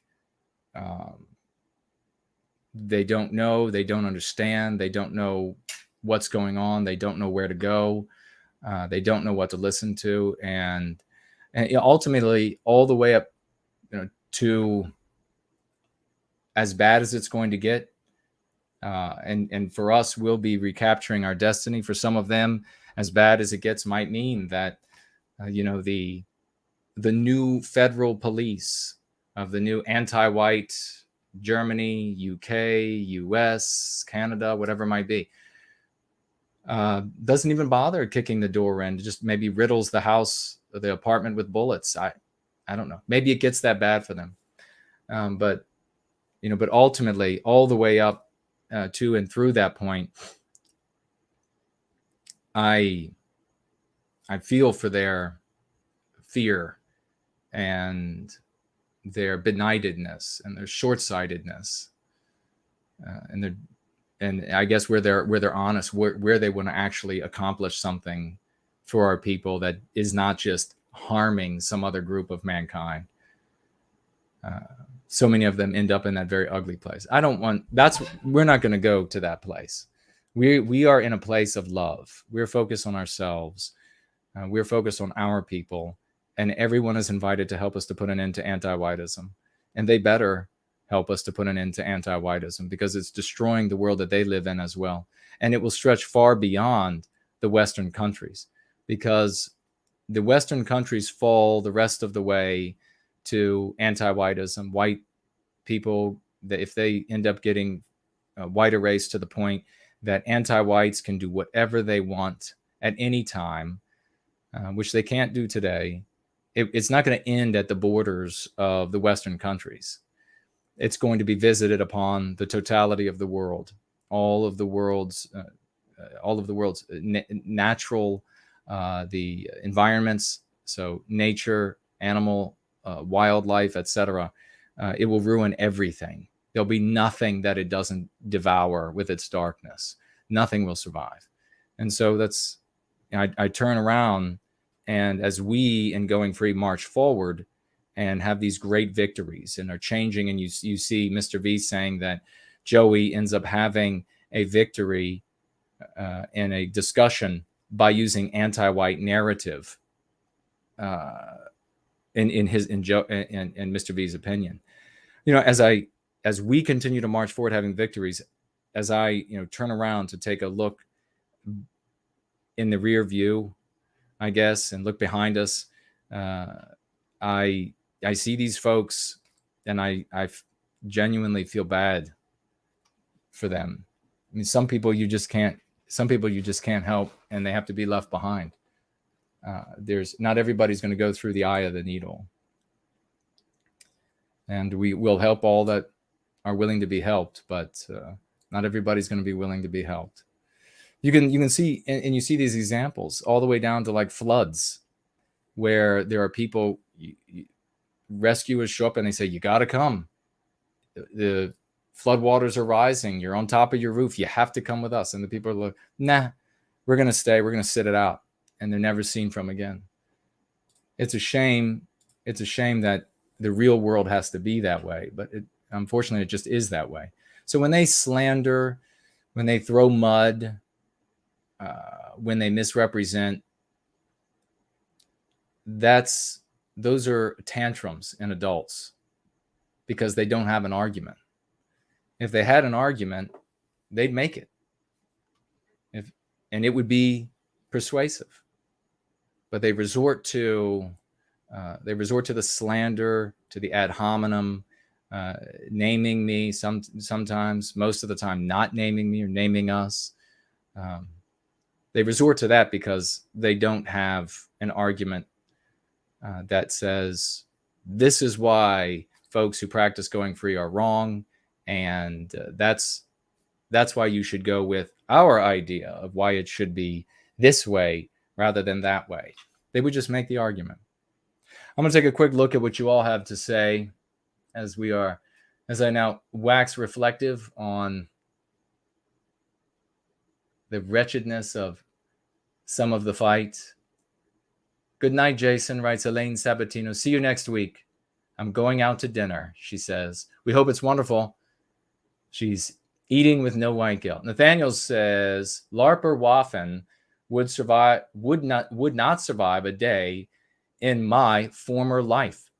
They don't want collapse. Well, precisely. Nathaniel has had some challenging times, and you don't want to. He knows very well that this idea of societal collapse, having to live with nothing, is hell on earth. And Nathaniel and everybody, I've talked about this before. Most of these people who will say these things, most of these people who say we need this collapse and then X, Y, or Z, they're on medications that they need to be alive. They won't be able to get those medications. When I've said to these people, well, you're taking X, Y, or Z for a high blood pressure or hypertension or diabetes, you will die. Is that really what you want? Or your mother so she will die. Is that really what you want?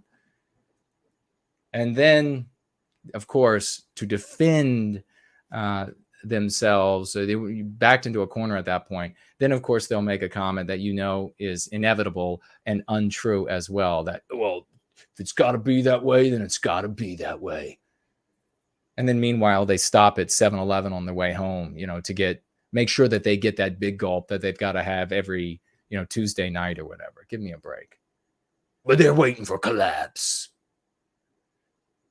Promethean Promulgation says he trains birds. Wow, that's cool. And practice speaking their language in my downtime at work while getting paid, of course. Many people find it off-putting. You train birds. That's awesome. Crows? They're very smart animals. I would think that they definitely don't see you as the villain. That's really neat. Rhonda says, tell us about the photo behind you, please. Okay, I will tell you briefly. Heidi says, is that pic behind you from your football days? It is. Okay, I will share that with you, and then we will sign out of Going Free tonight on a pensive note, on a thoughtful note about those who continue to slander us and the great work that we're doing in service to white wellbeing. It really is. You all know that I get quite angry when I think about how white children, and it's going to be in our most vulnerable members. Think about Fraulein Dresden right now, how much they are suffering is going to be determined by how successful we are in spreading the concepts of going free, the lexicon and dialectics and the practice of going free. It's going to be determined by how successful we are. So if we're very successful, there'll be an end to those things. There'll be an end to that suffering. So to have people who are getting in the way, misrepresenting, whatever it might be, slandering us, will occasionally really aroused some intense anger from me. And I don't apologize for that anger, because it's not for me that I'm angry.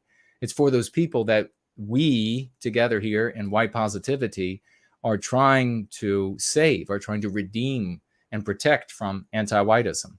None of them are going to be redeemed or protected with the admonition and the belief that we're waiting for a collapse and then we're going to pick up and somehow strive to power in some sort of a collapse scenario. No, they all will be suffering even more privation, starvation. Do you really think the governments of the West are going to feed them? Do you really think they're going to feed us? Your bread or your little slab of meat is going to be contingent upon your social credit score, which already exists in the West. They just don't call it that. You already are down with the algorithms. You're algorithmically pushed down when you're not anti-white. You are automatically algorithmically shoved upward. So that, what does that mean? That means financially. That means your message is influenced by how anti-white you are. Banks already drop us. I mean, we already have this credit system just under another name, and it's incrementally implemented, because that's far more intelligent than a declaration. So we have this sort of thing. It won't get better as things get worse. No, more and more of our people will surrender to anti-white. We'll rat on you. Will be the people who pick up the phone so that they can elevate their credit, their social credit score by dropping a dime on you, if people know what that saying means anymore. Calling some of these new lines, these new federal lines we talked about before this past election that the anti-whites were going to implement, and staff with and even saying there, not with white people, naming the non-white races that they're going to staff these hotlines with. You can go back and look at those documents for yourself. Watch those videos for yourself. You know, whether it's true or not, we know the ear is against the door. So you'll have to check it out on your own or listen to CNN. But sometimes I get really mad about them doing that. Other times, you know, I just feel like, good God,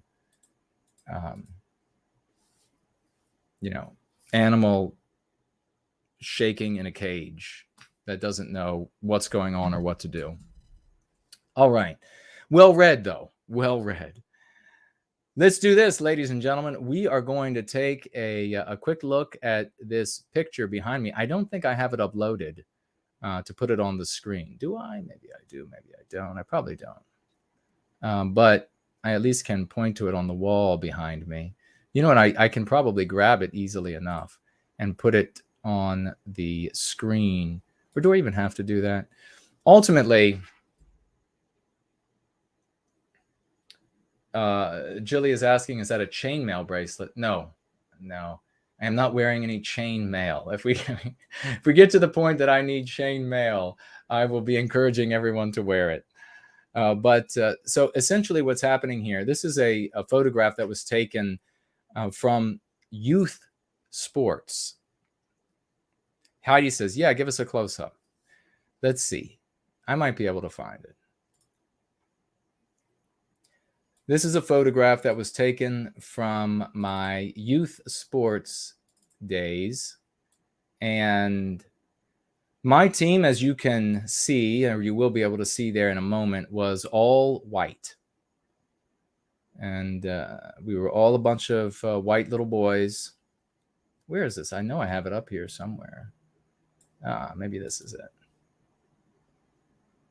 We'll see. We will be able to answer. Heidi is now back, so we have to. It's American football, right? Different than rugby, though. We have rugby here as well.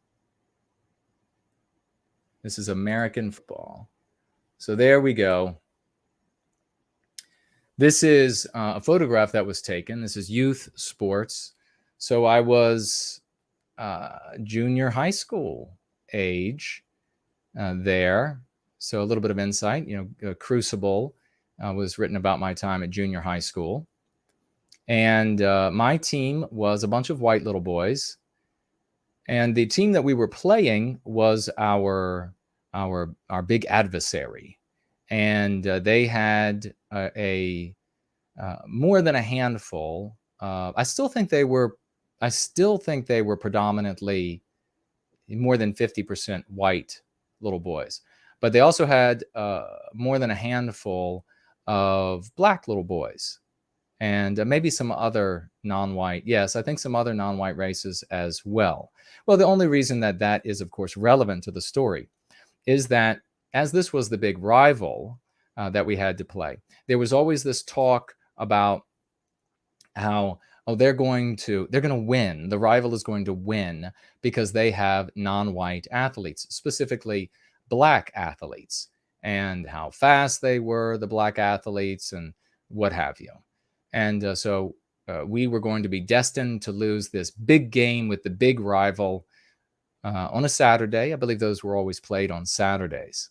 And it was, I think we were roughly on the American football is played on a 100-yard field. For those, a field, you can think of this as meters, is close enough. And we were on offense, and I was in the position, I'm number 34 there. I was in the position of fullback, and one of the positions in a backfield of a certain type of offense, meaning that we have the football and we advance the football with the intent to score by putting it in the opponent's end zone or goal. They are on defense, so they want to prevent that from happening. And if they can, maybe get the ball away from us and then take the ball into our end zone and get themselves some points. We were behind. We were on, I think, our 35 roughly. So we had this large swath of the field ahead of us. And there were about, I think it was 6 seconds left in the game. So only enough time for one play. As soon as the referees blew that the time would start again, blew the whistle and started the clock, we would only have enough time for one play. And we were in our huddle, and the coach came out to the huddle, and he said to us, it was the tension was so absolutely thick that you could cut it, you could with a knife, you could feel it all around you. The stands on both sides were packed, and people were silent, waiting to see what was going to happen. We were on the verge of losing because we were behind.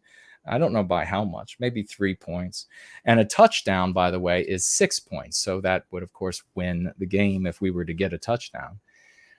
And too far for a field goal to tie it up, obviously. So we were going to have to go for the win. And Ian is asking, did you play on defense too or just offense?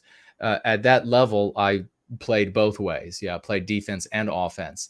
And I was an outside linebacker on defense. And at this time, I was in the backfield. And Heidi's saying 34, correct, number 34. And my two favorite jerseys numbers when I was young was 33 and 34. I just, for whatever reason, I thought those were the coolest numbers. So I was, the coach came out onto the field, and he was the kind of guy that you loved. And he was just grand in so many ways. Loved the kids. He loved the game. He lived the game. And it was much more, of course, when you're in a team sport, especially American football, I must say, it really does feel more than a game. It lives with you for your life. If you've played American football for any length of time, you dream it for the rest of your life. It is, in fact, I just had a dream 2 nights ago of playing football. So he came out and he said, okay, here's the play. It was going to be a handoff to the right side of the line to the halfback. I'm the fullback, and I was going to go through. Halfback is my friend. You can't actually see him. You can only see one part of him in the picture, and that's his right leg sticking out. He's holding most of my weight there from behind. He was probably one of the most exuberant, but they all really were. It was quite, you could see on everybody's faces just the joy of that moment, the unbelievability of it. And except for mine, I'm still like in a state of shock. I still have my mouthpiece in. Anyhow, the coach called the play to the halfback. I was going to lead through the hole and block. I had to block their inside linebacker, which was one of their black athletes. And the coach, it was a very somber moment. He called the play. He said, "You've got it." He had a really gravelly, this great, like gravelly voice. "You got to do it. This is it." You know, it was, and he turned around, started walking away, and we were holding hands. I'm in the huddle, and I grabbed my friend, the halfback's hand, a little tighter, and I said, I don't remember exactly, something along the lines of, "Good luck. I'm gonna do my best to throw the block to help break it open for you." And the coach then gets 8 or so yards away from the huddle and turns around and then yells back, "Never mind, same play, give Köhne the ball." And of course, the whole defense of the opposing team heard that. They knew who I was, and they knew, therefore, who the ball was going to. So I went into, I guess, a semi state of shock. And we broke the huddle, and everything stopped for me. Sound stopped. The only thing I could hear, I guess we were talking about it the other night, being in the zone. And this happens for artists, athletes, writers, so everything stopped for me. Things almost were in slow motion. The only thing I could hear was my own breathing, and it was all encompassing. And then the blow of the whistle, which meant that the final 6 seconds began ticking off, and our quarterback shouting out the call from the line of scrimmage, where he's up underneath of the center. And I could hear him as though he was some great distance away from me. And then the snap of the football and that sound of that leather against his skin. And I took off almost mechanically as fast as I could for the 4 hole, which is on the right side of the line. And our quarterback spun around in place, perfectly executed the handoff to me. But as he was handing off to me, I believe it was one of their defensive linemen, as he was being shoved out of the way, was able to get a hand in something. I believe it was one of their defensive linemen, got a hand in and interfered with the handoff. So as I was running forward, I was bobbling the football between my arms. And my mind was focused on that, and I could hear the immense, even though we're kids, it's relative. I could hear the crashing of the pads together, the grunts of our great offensive linemen pushing with all of their might.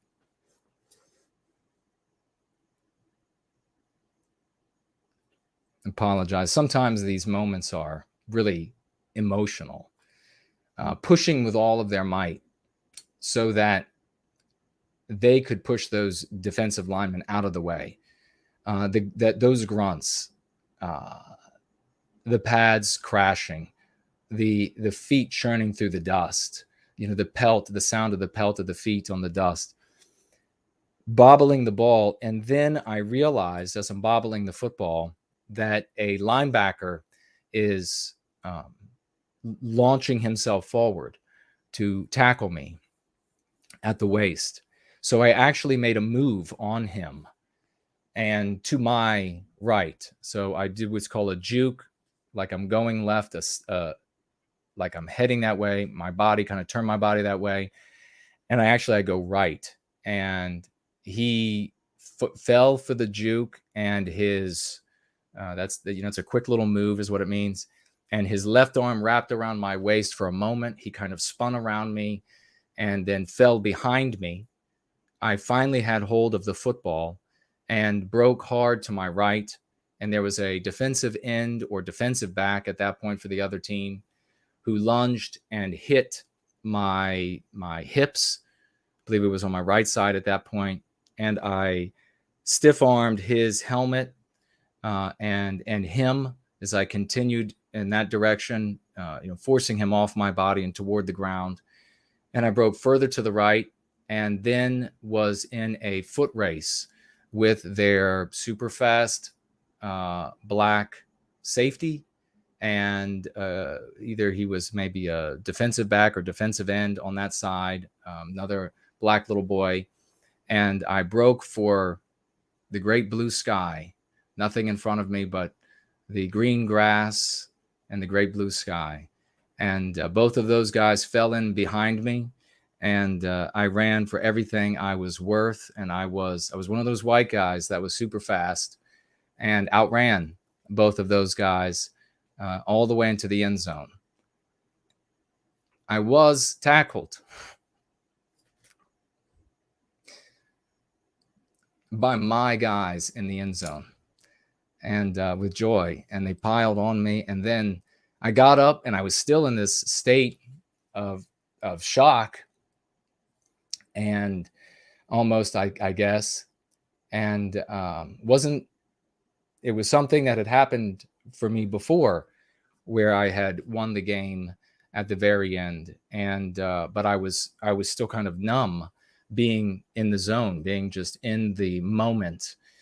And so jogging with the team, and they're all jubilant around me. And then they decided, as we came close to the sideline, to put me on their shoulders, and they raised me, and that's when the photograph was taken. We then proceeded to the sideline, and they put me down, and the entire team then encircled our coach, and they were all screaming in joy. The fans were screaming in joy, but I saw one man. I was the only one I saw, and that was my father. And he was standing on the sideline with his arms crossed, and almost a neutral face with the slightest hint of supreme pride in what I had done for the team. And no smiling from either of us. I marched over to him, and as a child, I stuck out my hand, and he shook my hand. And I remember there were these two women, these two mothers off to the side, that said, look at that. All that kid wanted to do was shake his father's hand.